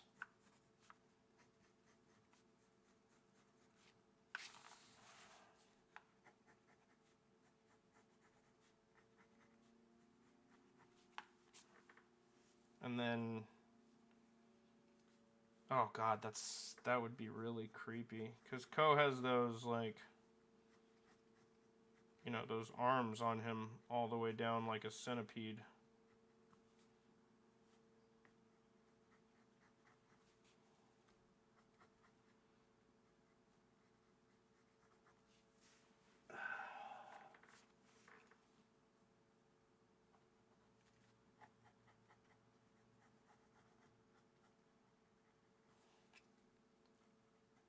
Almost like vestigial, you know? It's hard to get those curving around the body like that, but I'm trying to make the shape there. So you'd have the same thing coming out the other side here. Right? And then they'd start coming around over here. I know this is kind of starting to turn into a chicken scratchy mess, but just bear with me. Because I think we're getting somewhere here. That's creepy as shit. You do think movement would make it creepier.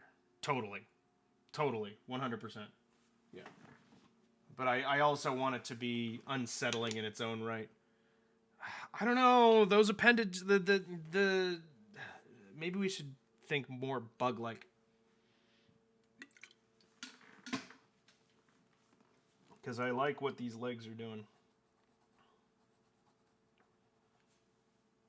Like, that's definitely giving me the right kind of vibe.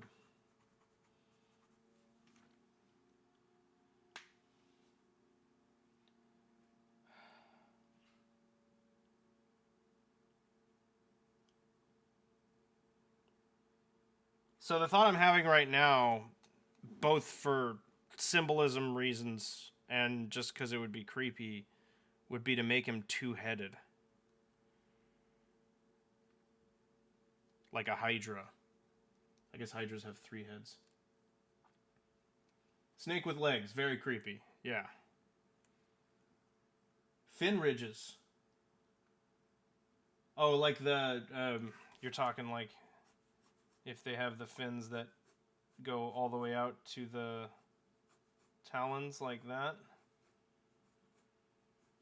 Is that what you're talking about? Or am I thinking of something else? You know what I mean? Like that?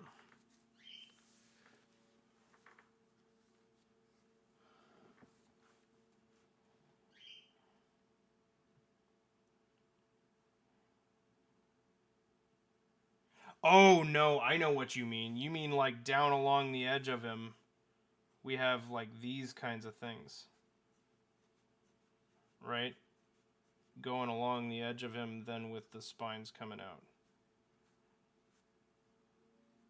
That's more like what you mean, I think.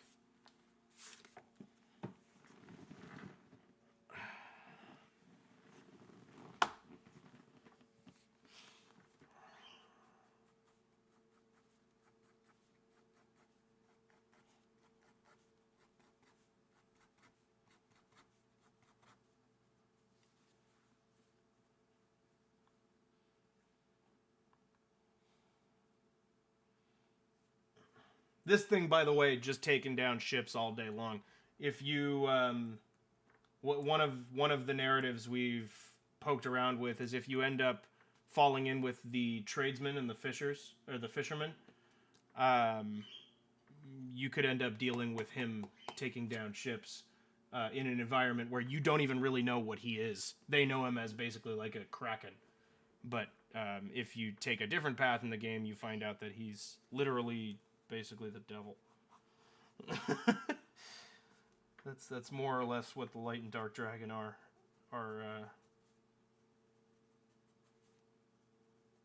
heavenly figures.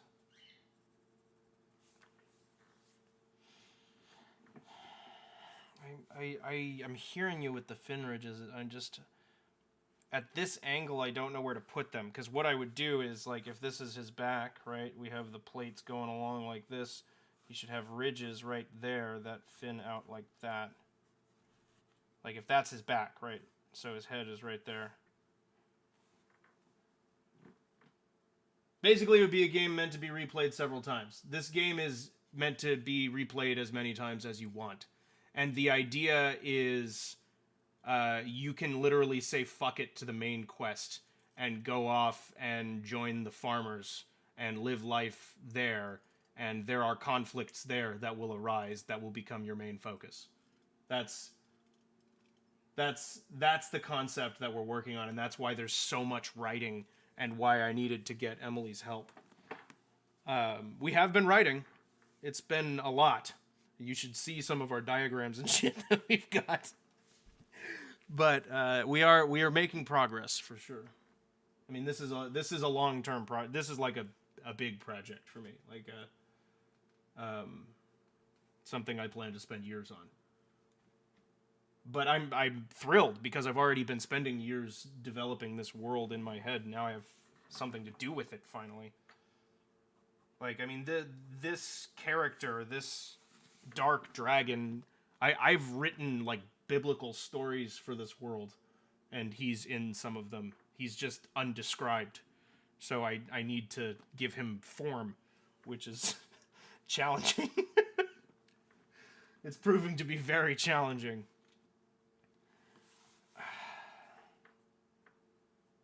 I kind of see I'm just going to attach it to his jaw here, but I don't know if that's the right spot. Do you know these kinds of things? So, like, from the very first time I started writing stuff about this world, it's probably been 5 years. And I have, like, journals of shit. And Emily's helped me with some of that stuff, too. But that was all with the intent of making a series of books. And, you know, the idea would be, I guess, that this could be a multimedia thing. Like, I could also still write books. I like that. That's staying.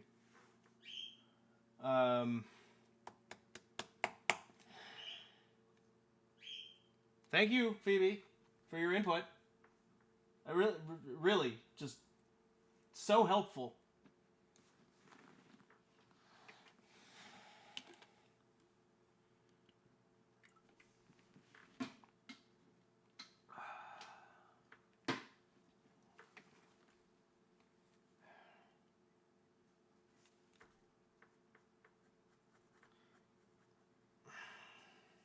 But yeah, it's fun to actually give life to all of these ideas that I've been futzing around with for so long. I mean, I could kind of see that just goes on throughout the rest of the body, right? I don't need to draw all of that out to make that point. The question is what other kinds of details. I kind of want to... I like these tendrils. We'll leave those so we can assume that there's another one over here. I want to do those fin ridges that Rose was talking about. If I got the idea right, then yeah, because those... I don't know how to describe them. But basically, like continuing these down, except they start webbing between, right? So like by the time you're down here, it's like very thin spines, very long thin spines that are webbed between like that.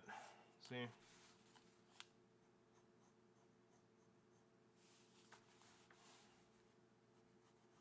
I think that's what you meant. Am I right, Rose?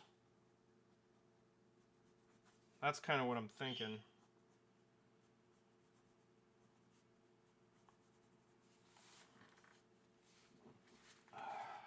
Let's see here.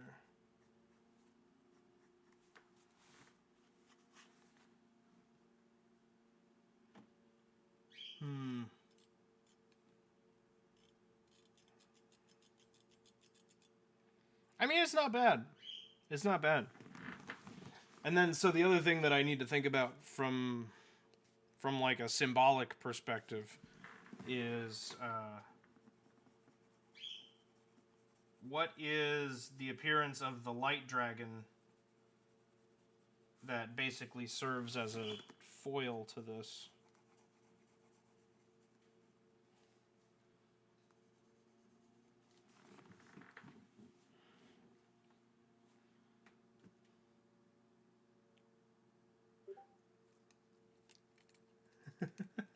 I got the spirit. Okay, that's roughly in the ballpark. I think that's gonna happen because that'll continue nicely from these spines. I just heard a badoop. I've been discorded. Phoebe, I'm gonna eat you.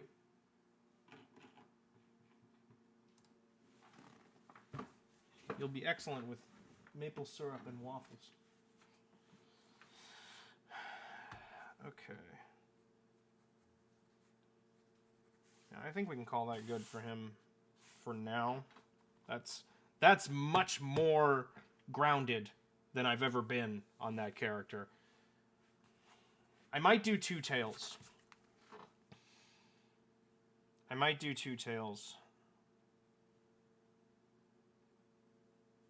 Because it would serve to be, like, because if you had him, right, we'll ignore the detailed drawing for now.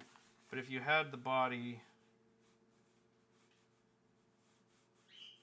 and that's a face, just that's good enough. His face is square,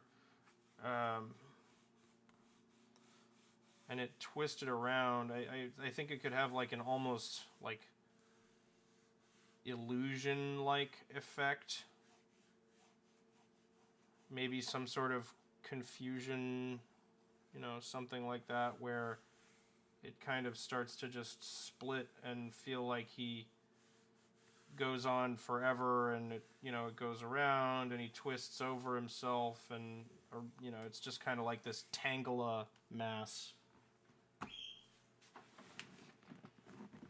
think that might be interesting, because then you could make like mandalas out of him, which would be really cool.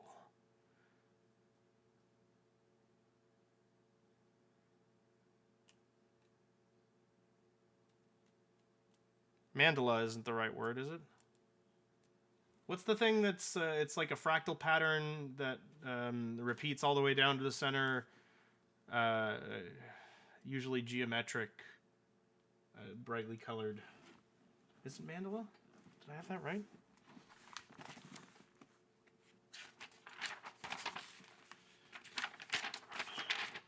So what's a Light Dragon in comparison. The Light Dragon, I think, is going to be the most boring design. And Corsentin and anyone else here who is a Jazza fan might be aware of the Apple Eye Dragon that he drew a while back. That's kind of what I have in mind. Mandelbrot. No. No, that's not it. Not Mandela. Mandela. You know it as a mandala. No, I think that is a mandala. Maybe I'm just pronouncing it wrong. Almond bread. That's the one. Thanks, Jakob. You got it. Mandela. Mandela? Obviously, I don't mean Nelson Mandela.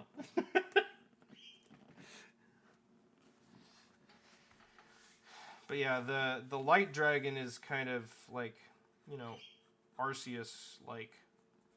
It's supposed to just be like a big, very, very tall, very pure, simple shapes, kind of Loch Ness monster-y neck that just comes down to narrow.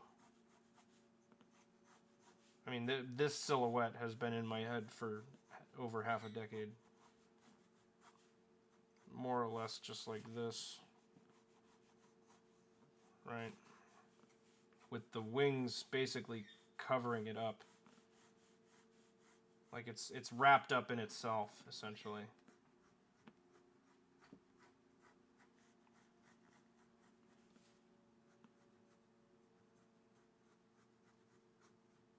Almost like a seed. You know, like it looks like a flower waiting to bloom, which is not accidental symbolism.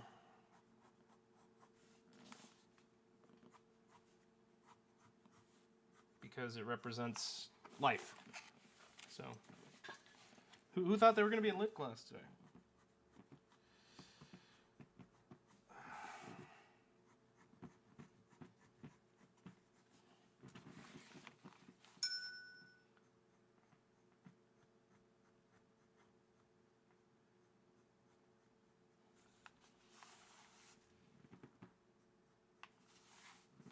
I very much want it to be elegant, which is it's a hard look to achieve while I'm sketching like this, because smooth, clean lines will help with that a lot. But I know that I want it to look something more or less like that, with wide eyes.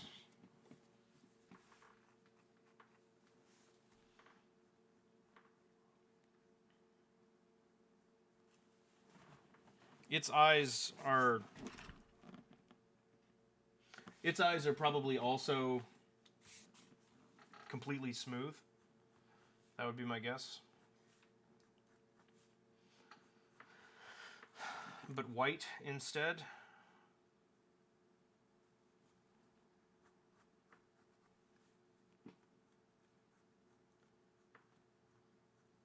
I mean, it's creepy. Like it's not supposed to look, you know, warm and friendly. It's, you know, it's a lofty, godly figure. So it's kind of looking down on you with a sort of alien discomfort. I think it's a little too wide in the base. Just a bit. But it kind of looks like like you're pouring olive oil. Shimmery opalescent eyes. Yeah. I mean, essentially just kind of like glowing, shimmery whiteness. That's more or less the idea.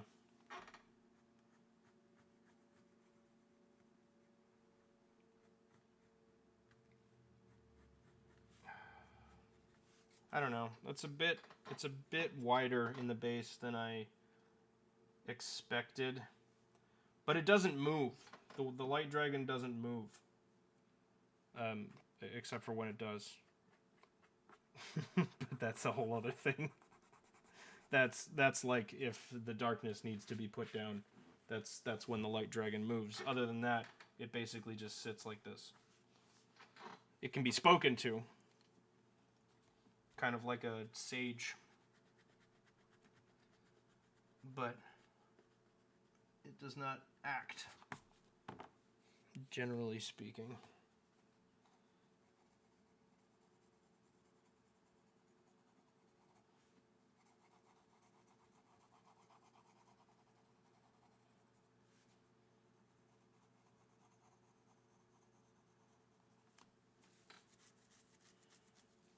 But when it does act, I need to think about how it opens up. So the reason it's wrapped around with its wings is because its wings are huge, like albatross-like wings.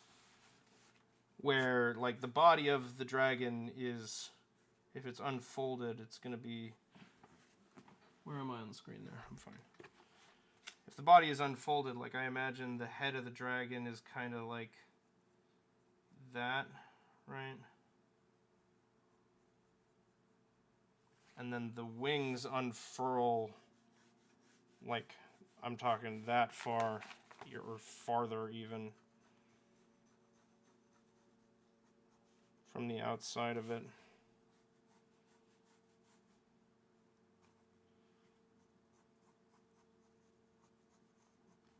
Kind of like a big, godly hug. But then how do the wings kind of flow out from there? Is my question. Like, do we do like a bat? Do we do something almost like feathery? Like have something hanging out like that goes? I don't like that at all. I don't know what the hell that's supposed to be, but it's bad. I don't like the bat wings either.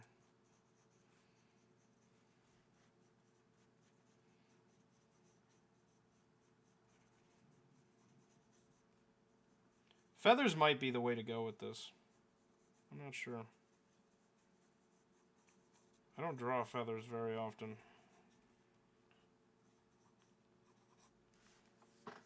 I don't think feathers are the way to go. I don't know. I don't know. But anyway, I mean that's my issue with the light dragon. Is I need to keep it simple, but also keep the symbolism I want. And with this, I can just like add creepy details until it looks unnatural enough that I can be happy. But the other, I've already designed the Earth Dragon. That's actually the drawing that's up on my website.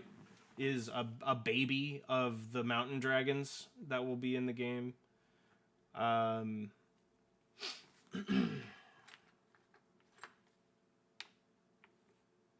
The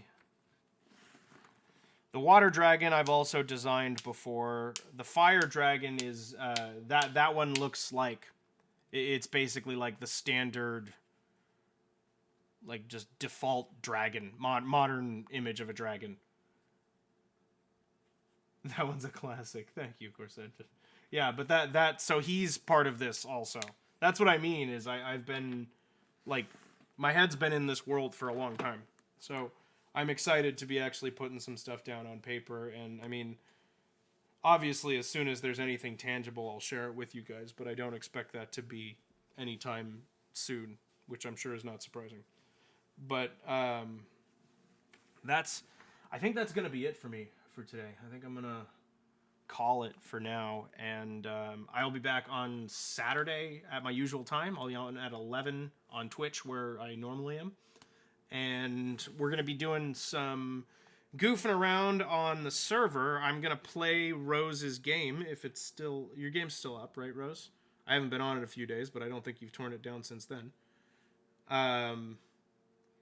So I want to hop on and play Rose's game. Pimp's got some builds to show off. I want to play a little bit of survival, and then we're also going to play some more Ori on Saturday too. So that's going to be the plan there. But as far as the stream for today goes, I think that's going to be it. I'm gonna get some relaxation. Thank you. I will enjoy the rest of my birthday evening and probably have some. Ooh, maybe ice cream. My parents got me cake already. I've already had cake. They came over last weekend with cake. So I don't really want to have more cake. But maybe ice cream is a good way to go. That might be a good way to go. All right, guys. I'll see you on Saturday. Thank you so much for hanging out with me. It's been a blast as always. Have a great rest of your day. Stay safe, stay healthy, drink water. Do all those good things. I will see you guys next time. Ooh, what kind of ice cream? Probably the Oreo cookie ice cream that comes from Wood Ranch, the restaurant I'm getting dinner from. Thank you for asking. Ice cream cake is a good idea. Emily really likes ice cream cake. We might still do that. So you got me thinking. I'm going to have to figure it out. All right, guys. Have a good one. I will see you later. Thank you so much, everybody.